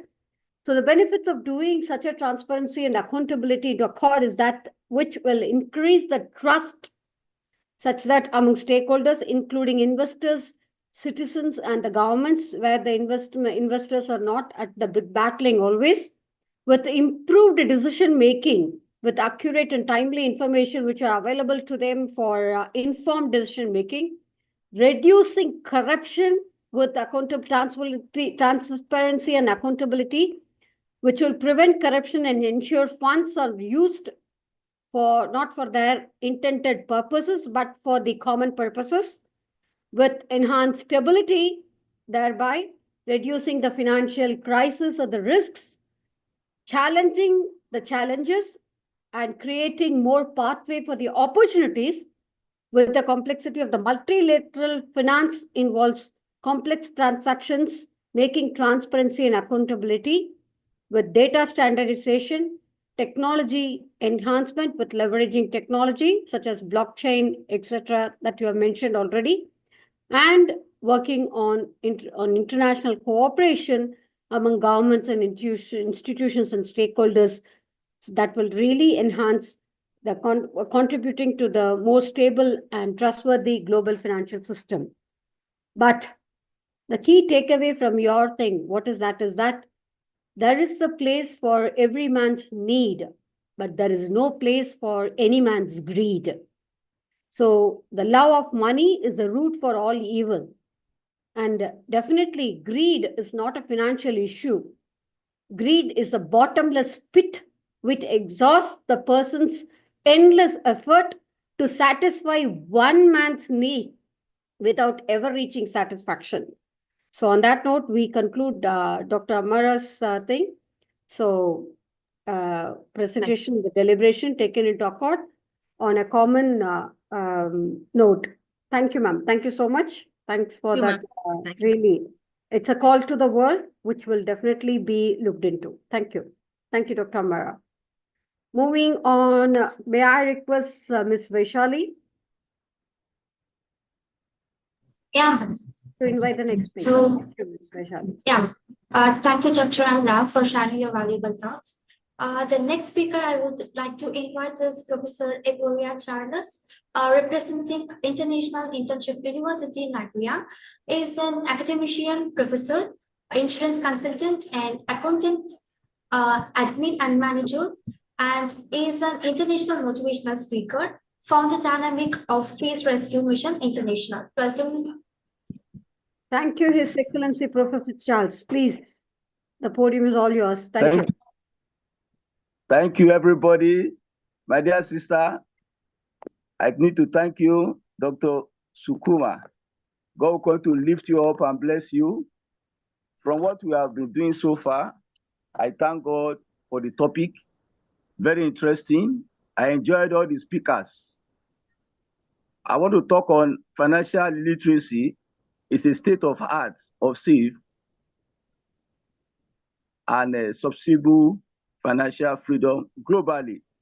Looking at the statistics, globally, we can say we have 38% of account holders. Adults are financially illiterate. As at 57% of account holders in major advanced economy and 30% in major emerging economy. Globally, financial freedom measured by account holders and access to financial services has significantly increased in the recent year. As at 2021, 76% of the world adult population, including 71% in developing countries, had access to an account. The growth is partly attributed to the increasing adoption of digital financial services, including mobile money. The key statistics include account holders globally, 76% of adults have an account with financial institution or mobile money provider, up from 51% in 2011. Developing economy. In developing economy, 71% of adults have an account, and a 30% point increase in the last decade.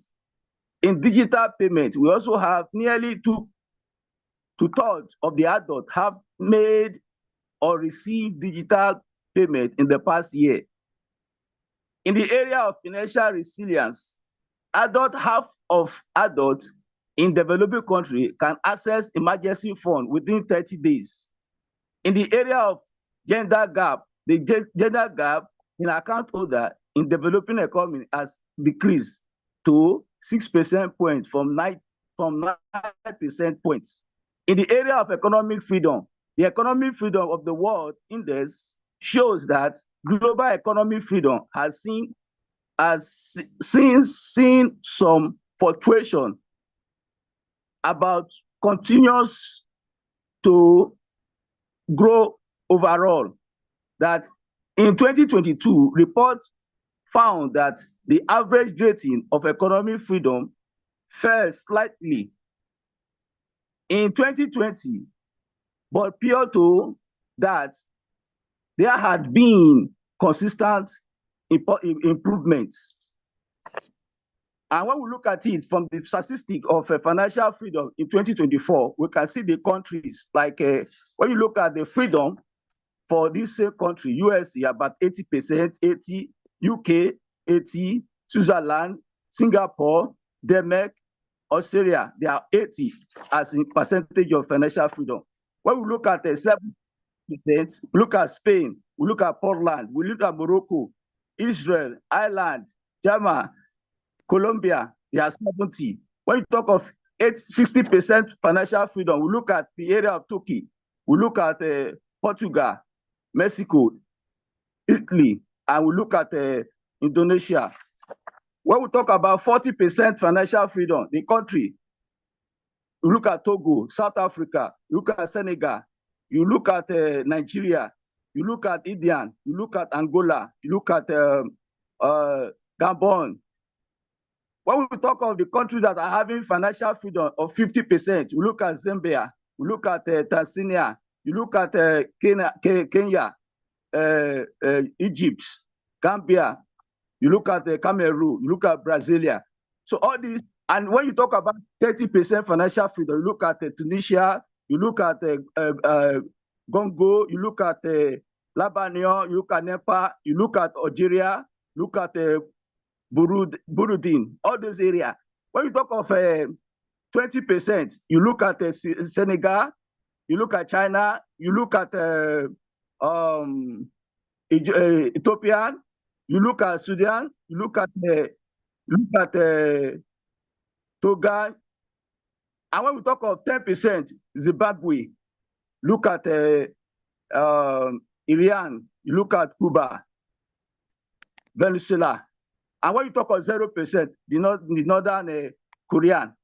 But when we look at the main thing we should look at in the area of what it entails, we can see that financial literacy is an act or a state of safe and sustainable financial freedom globally in the area of sustainable. It enables you to make informed decisions about borrowing, repayment, and your overall financial well-being. By undertaking and effectively managing debts, individuals can achieve greater financial security and work towards their long-term financial goals. And financial literacy is crucial for individuals and society, even to the globe, as it empowers people to make informed financial decisions, managing their money effectively and achieving their financial goals. Financial literacy helps individuals understand concepts. What are these concepts? There are 4 pillars of financial literacy. We look at the budgeting, we look at the savings, we look at the investing, and we look at the debt management. leading to a greater financial security and well-being. Everyone wants well-being, want a good area. It will also interest us to know that leveraging on these 4 pillars I said earlier, one will consider how to build wealth, want to build wealth. So when we look at the area of budgeting, is a proactive approach to organizing your finances. Proactive. What I mean by that, a budget tracks what you earn and what you spend and ensures you have more money coming in than you have going out. This allows you to cover the cost of living, to afford the things that are important to you, and to plan towards short and long-term goals. It's important to know that financial literacy is important for both individual, society, and the globe, which I analyzed earlier. Savings, when we look at the area of savings, savings is allocating a portion of your income for future needs and emergency. It is the consistently setting money aside over time. It is the portion of income not spent in current expedition. It is not spent immediately. It is the money set aside for future use. There are 4 pillars, as I rightly said: savings, spending, earnings, and giving. In the area of savings, 4 pillars: savings, spending, earning, and giving. There are rules to savings. What are the rules? Like 50% of your money is put towards needs. 30% is also put towards wants, and 20% is put towards savings. It is paramount to know this so as to know how to differentiate it. When we talk about the area of investing, it's about putting your money to work by acquired asset that grows through compounding returns. And when we talk of debt management, this is the art of managing debts, which is also called credit counseling service. Credit counseling service, which consolidates your unsecured debt into 1 month payment, which is sent directly to your creditors by the credit counseling service. The process of planning your debt, liability, and repayment is called debt management. And debt management is analyzed by determining your debt to income ratio. And how do we calculate it? To calculate it, this metric tally all your minimum monthly debts payments, including your mortgage or your rent or your student or your auto or your loan payments, and divide the total by your pre-tax monthly income. The result will be in the form of percentage. And the key to managing debt is taking on only as much as you can afford to repay, as much as you can afford to repay. And one way to do that is to determine your debt to income ratio, which I earlier said. We have 5 C's of debts, called 5 C's of credit, includes capacity, capital, condition, character, collateral. Note that there is no regulatory standard that requires the use of the 5 C's of credit, but the majority and the learner review most of this information prior to allowing a borrower to take on debts. We also have 5 P's of credit, and now 7 P's. What are the 5? Persons, payment, principles, purpose, and protection. What are the 7 P's? We have a productive purpose, we have a personality, we have a productivity, we have a face disbursement, we have proper utilization, we have payment, and we have protection. We also have what we call LAPP, and we also have what we call ACMPARI. What is LAPP? When you are doing a debt or something, you must put into consideration L. L is liquidity, and A is what? Activity, and P is what? Profitability, and P is what? Potential. All these are very valid when we are talking of debt management. And the other area of ACPARI, we talk of your character. They look at your character, which is C. Look at your ability, which is A. Look at your margin, which is M. Look at your P, purpose, the amount you are borrowing, and also the repayments, and the other one to crown it up, the insurance aspect of it. In case you are not there, what will now be? They will ask you to go and do insurance, of which thank God I'm one of the experts there. When we talk of debt management strategy, it's all about to ensure that the government financial needs and its payment obligation are met at the lowest possible cost over the medium to long run, consistent with a prudent degree of risk.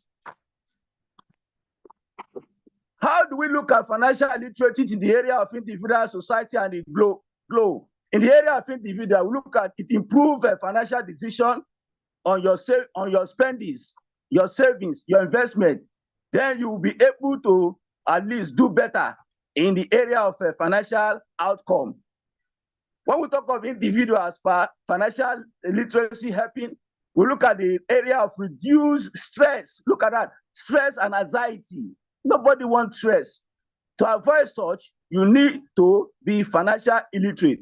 To reduce, you are now able to control your finances. Ability to control your finances shows that that stress will be reduced and that anxiety will be reduced.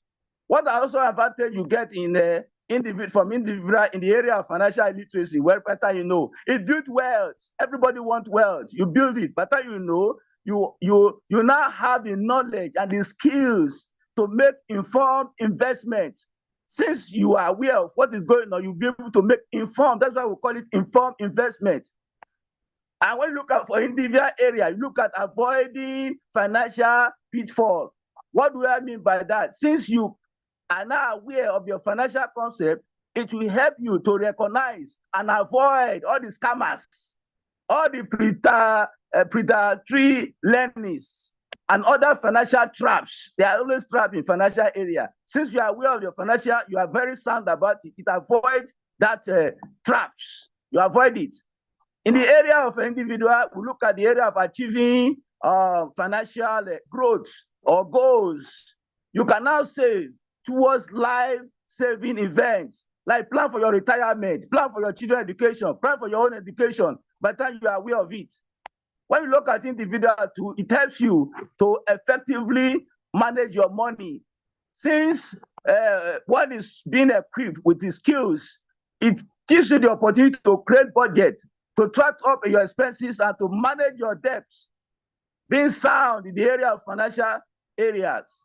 Also giving back, it helps you in the area of giving back. You can now manage your finances and give to others. Since you know you can control your finances, you know what your finances is all about, you'll be able to give. People don't know what their finances is, so they find it difficult to give. Look at the area of financial independence. Since that you have that financial literacy, since you are aware about your finances, you now achieve greater financial independence and security. When you look at the globe and the society, we look at you have a stable economy, you have a stable growth, you will be happy. And by the time you are happy, I am telling you, the economy will also grow. When the economy grows, you look at the area of savings, look at the area of investment, look at the area of making responsible borrowing decision, and you look at the area of you bring growth, the area of improved public policy. If you see that whatever thing you are bringing as regard, you will be able to talk very well. The policy of the economy will improve, include poverty and equality. Look at reduce poverty and equality.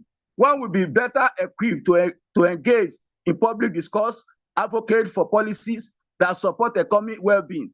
All these are very vital and very paramount. And financial literacy contribute to more stable, prosperous economy by promoting responsible financial behavior. Look at it, financial behavior. Parents plays a crucial role in modeling responsible money behavior. Let us always discuss with our financial decision with them, with the children. Encourage open conversation about savings goals. emphasizing that saving can be a form of friend or family activity. Therefore, consider offering reward and incentive for good saving habits to reinforce positive behavior. Dear friends, let us always use strategy in setting clear financial goals, in budgeting, in forecasting, in risk management to ensure our decision-making outcome.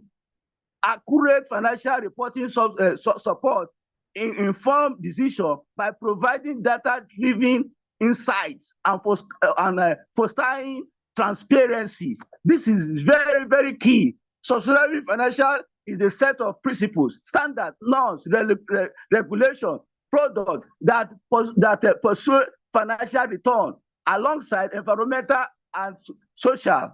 We also look at promoting sustainable practice in workplace by doing what? By reducing environmental impact, by reducing waste, by recycling, by improving employees' health, and also creating a more friendly, productive environment. Sustainable financial framework includes the green, the society, the environmental, the sustainability, and the sustainability linked with the finance, the financial with a specific purpose and general purpose is inclusive.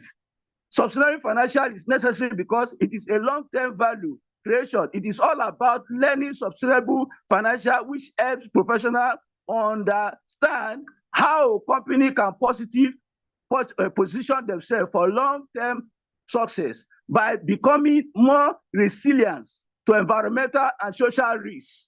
This is key and very, very important. The objectives of involving management, financial management include maintaining enough supply of funds for the organization, ensuring shareholders get good returns on their investment, optimizing an efficient utilization of funds, and also creating real and safe investment opportunity. God desire for individuals to achieve financial independence and security, allowing them to live freely and generously. This freedom is not just about accumulating wealth, but also about being free from debt, the love of money, and the stress of financial worry, enabling individuals to serve God and others more fully. Proverbs chapter 22, verse 7 said, the rich rules over the poor, and the borrower is slave to the lender. This proverb warns about the danger of debt and the potential for the enslaving of individuals. And Timothy chapter 1, verse 6 to 10, chapter 6, 10, for the love of money is a root of all kinds of evil. This verse warns against the danger of the love of money, which can lead to various problems. Galatians chapter 5, verse 1 tells us, it is for freedom that Christ has set us free. Stand firm, then do not let yourself be burdened again by a yoke of slavery. This verse emphasizes the freedom that Christ offered and the need to resist all forms of bondage, including financial bondage. My dear friends, it's always good to be vast, to be knowledgeable. By the time we are knowledgeable, we know what is going on, I will be able to face it squarely. I thank you, my Dr. Sukab. I thank God for you, Kumar. I thank God and I pray that God will come to sustain us so that we'll be able to showcase the glory of God concerning all these courses, all these topics. Thank you very much, everybody, for listening. May God bless us all. Thank you. It is well with us. Thank you. Thank you for your blessings, Professor Charles. Thank you. That had everything. I think you have covered almost every single aspect of it, but I would like to take it after Dr. Anjum Krish. Dr. Anjum, please. Yeah, thank you. And thank you, Professor Charles. That was really a very insightful presentation. And as you were talking about financial literacy, obviously, we know that it is playing a very important role in shaping societies and having significant impact on the individuals and families and communities that it is linked to their financial attitude, their behavior. And earlier when we talked about financial knowledge in the past, about a few years ago, so we used to talk about only simple budgeting and saving. But however, with the rise of digital banking the complex investment products that are coming in, and the interconnected global economy that we are having. So we need to have a deeper understanding of the financial literacy, how the financial tools are working, what are the different strategies towards it.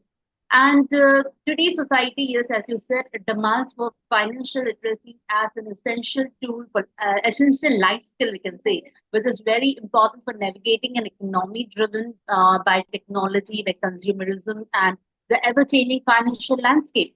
It is a very important tool for national development, as I said, because it will empower the individuals to manage their finances effectively and contribute to economic growth. And understanding financial principles, it is very, very important, especially for women, if I say, because it will help them making informed decisions independently, and it will reduce their dependence on their male friends or their relatives for the financial matters. And it will help in building confidence among them. It will help enable women to make better choices and have benefit for their personal and and family finances. And yes, not only for women, but the financial literacy at an early age is also very, very much important. And all of us should understand like the ABC of literacy. Because as young as possible, the children should be taught about this so that we save ourselves from major financial problems in life. And there is somewhere a need to just close this gap of this financial knowledge. And as you rightly pointed out, with so much of data about financial literacy, so it is no surprise that some of the least successful countries are those that have that are least financially illiterate. So we need to advocate for higher financial literacy, and this is another important thing that we should concentrate upon for a more sustainable world. Thank you. That's what I had from my side, and once again, thank you for the insightful presentation. Thank you, Anjum Qureshi, ma'am. That was as usual. What else can we expect from you? That's exactly, you have just given the quintessential of the thought. And thank you, Professor Charles. That was, though you started with the more relating it to the global awareness and talking about the programs and taking examples from different parts of the globe as such, and ending it with the philanthropic note saying that be very genuine, be very contented, such that you don't have the greed to just take away other people's norms and other things. Well, one thing that is for sure, financial literacy is the ability to understand effectively the various use of the financial skills, including the personal financial management, which actually leads to the budgeting, as Ma'am Qureshi was also highlighting, which in previous years that we used to talk about budgeting, but now it is more kind of from the budgeting, it has moved on to the investing factor, because more or less like everyone is turning into an entrepreneur, even student entrepreneurs are coming up. So when you are financial literate, there you have an essential foundation for a smart relationship with money, which is a key thing that is going to take you for the problem, because lack of money is not a problem. It's mere a system of what's going on inside you. And the number one problem in today's generation is the lack of financial literacy. That's what is the thing. So when we talk about the student generation, as Professor was also mentioning about taking it to the schools and education institutions, 63% said that they hold a bank account, but building a society for in either post office or the credit union, and 62 have said that they hold the payment for a debit card, and 66% of the younger generation have said that they made the payment through the mobile phones of the previous 12 months, and 86% have said that they bought at least something online, either for themselves or for the family.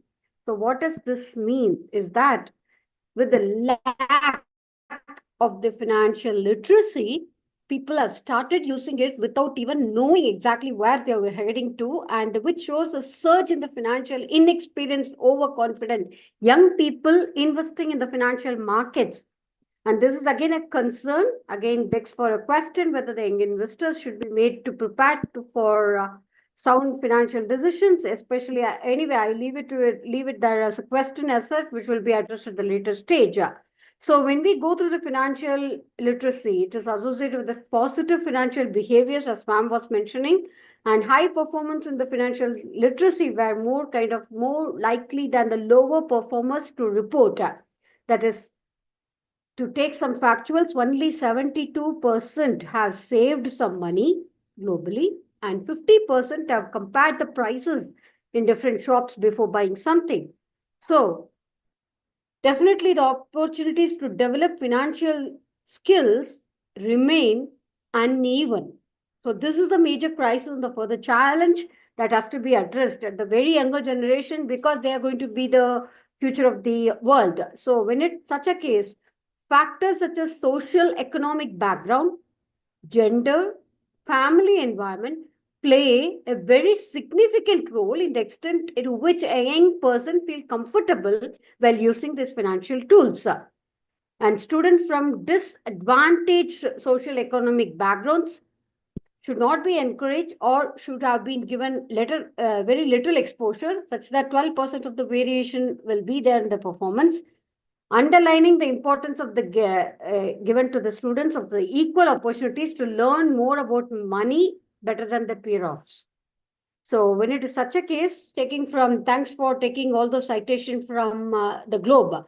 Social economic status explains 19% of the variation from financial literacy performance in Peru and 7% in the Norway, thereby summing it up to 12% of the variation in the financial literacy performance. That's what the OECD report says, as Dr. Professor was mentioning. Thanks, Professor Charles, for highlighting it from all the countries of Peru, Hungary, Bulgaria, Belgium, Malaysia, Austria, Czechoslovakia, Poland, Netherlands, Portugal. Thank you for all those highlights. End of the day, is there is a solution for us? Yes. It all lies with the governance.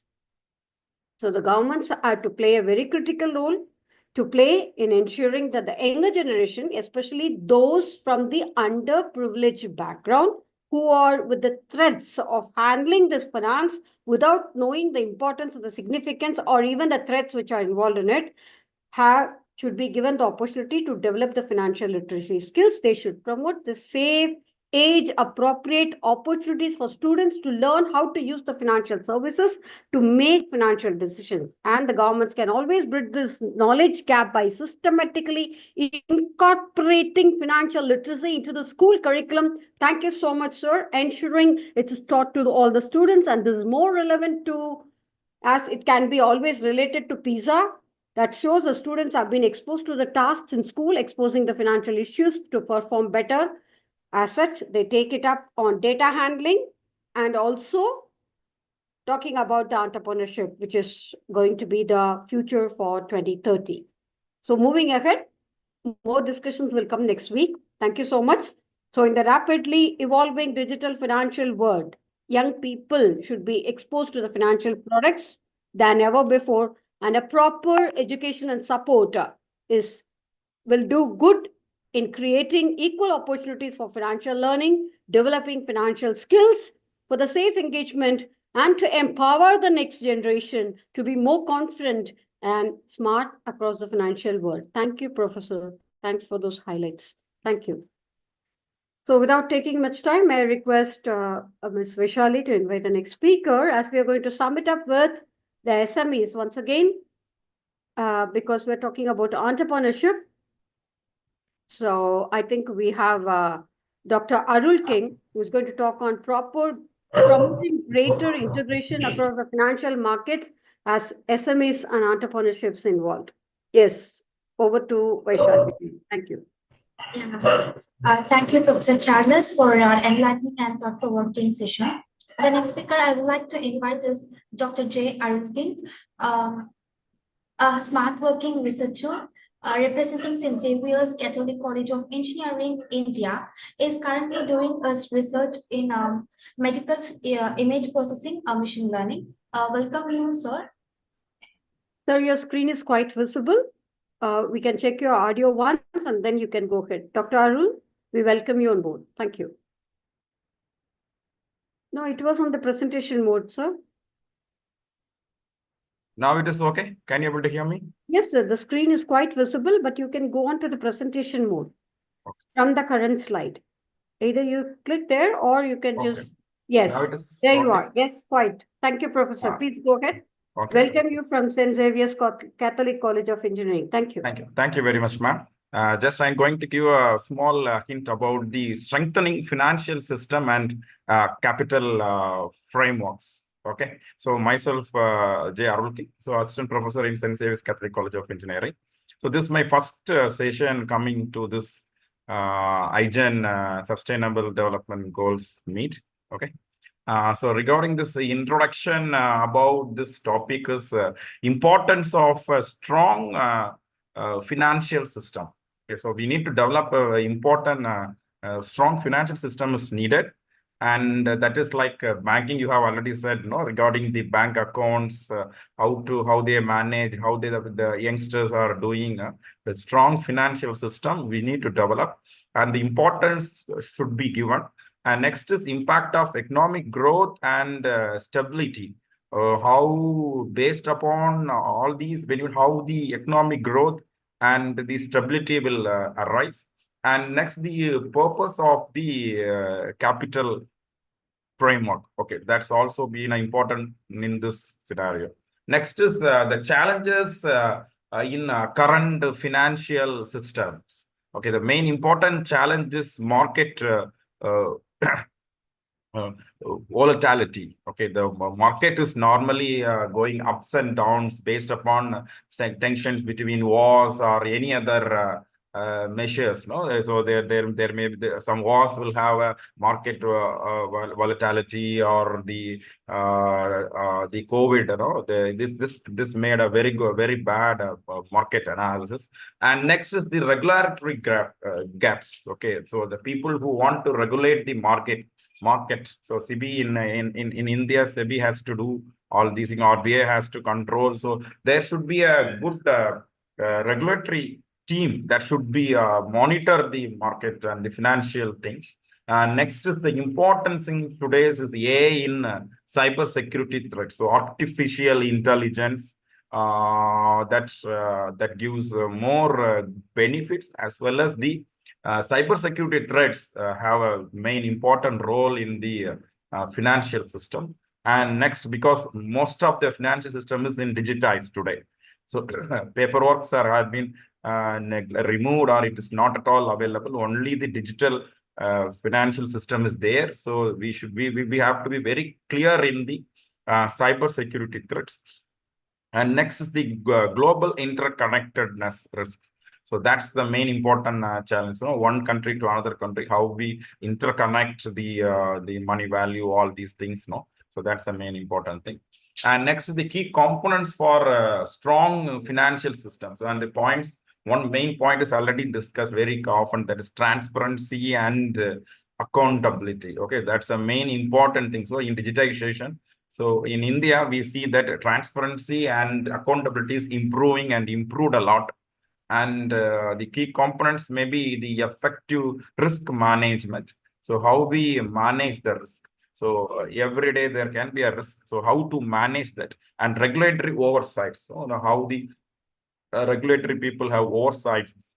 Next, the financial inclusion. So we have how many governing body, and how the people work on this financial inclusion. Okay. Next, the capital framework overview. Okay, how the capital framework is a structured approach for determining and maintaining capital needs to support an organizational operation for financial stability. Okay, so how the support the financial stability, and the role of safeguarding institute. Okay, how we perform the role of the safeguarding the institutions that are highly working, and the Basel Accords. So basics of what are we have, that's international banking regulation developed, and that is banking supervision, primarily focusing on improving the banking supervision and strengthening and international financing system, how they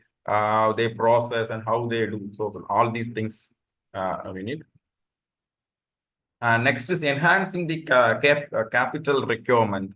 So how we improve the capital requirement is minimizing the capital standards and the capital buffers over the wastage of the capital, what it is there, that's how it can be used. And next is the stress testing and the scenario, and how you analyze the capital, how it is flow, where it is go, inflow and outflow, all these things.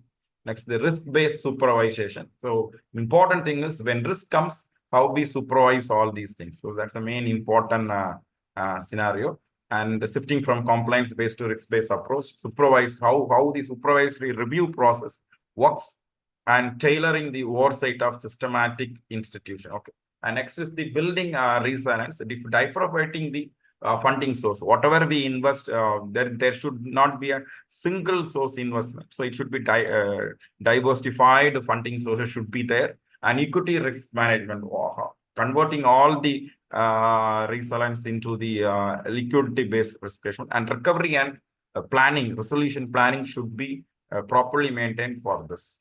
Okay, in case studies, we have seen the lessons from financial crisis. Best examples, COVID. COVID have given a very big importance of how the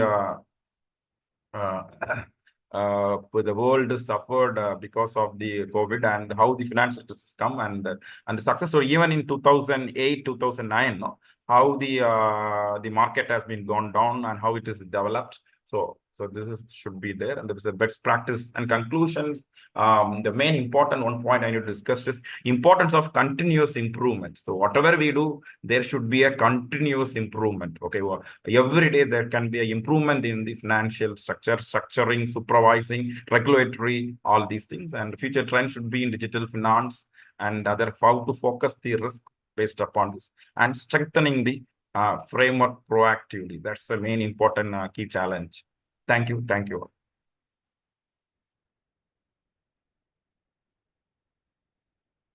Thank you, sir. Thank you, ma'am. It's a very short and sweet presentation indeed. Yes, over to Dr. Anjum Qureshi, please. Thank you. Thank you, sir. That was again a very nice presentation, very insightful. And yes, as you were talking about financial systems, yes, they are very, very important because they promote economic growth through this mechanism. It helps in mobilizing savings by providing individuals, households with different avenues for depositing funds to investment to investing in the financial market. And they contribute to economic stability. They support monetary policy. They help regulate the financial activities. And in fact, overall, we can say that the financial systems are important for functioning and development of economy. They are playing a very crucial role in ensuring fair prices for assets and the commodities.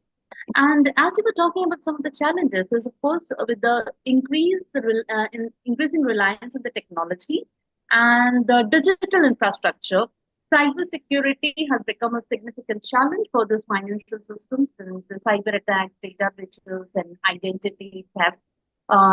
They are posing a greater risk on the confidentiality, integrity, and availability of the financial data and the transaction. Then, along with that, these technological advancements where we have started using artificial intelligence, blockchain, and the fintech innovation. So, though these are transforming the financial industry, but these innovations are bringing benefits like increased efficiency and financial inclusion. They are introducing new risks like data privacy concerns, potential disruption of the traditional business model. So, as you said, yes, it is very, very important for the policymakers, for the financial institution, and also we as individuals to work together to enhance transparency, the regulatory frameworks that should be done, and also to look at the technological advancements and how to know how to use it better to ensure the stability and the reliance of the system. And of course, as you said, we need continuous improvement, and also we need to strengthen the framework for having this financial stability that we're talking about. Thank you. Thank you so much. Thank you, Dr. Qureshi. So with that note, we have come to the end of the session. Now it's open for jam session. 1 minute, each person who is right now on this dais. We start with Dr. Elena, please. 1 minute. 1 minute, please, with the due adherence and consideration about everyone who is present here in the session. Please, 1 minute each. Yes, ma'am, about today's session, quickly. Thank you very much for give word. Today conference is very interesting, very participant interesting team, and better time for us. Better time for us, human population in the world, peace, health, and no war. Peace and humanity. Thank you, ma'am. Thank you very much. Thank you. 1 minute. Yes. Thank you. Thank you. Dr. Ribeiro, please. Oh, thank you very much. I would like to highlight in this very important Congress, it's about the green fiscal reform. Governments should adopt carbon pricing mechanisms, such as carbon taxes and cap and trade system, to reflect the true environmental costs of production and consumption, redirecting subsidies from fossil fuels to renewable energy sources, incentivizes clean innovation, and reduces harmful emissions. Thank you so much. Thank you. Thank you, Roberto. Thank you so much. Thank you, Doctor. Yeah. So should I go back to Professor Charles? Professor Charles, 1 minute, please.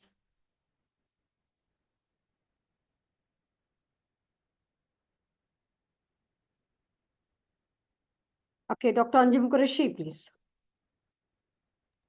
Yeah, thank you. I must say that it was a very interesting session and I learned a lot.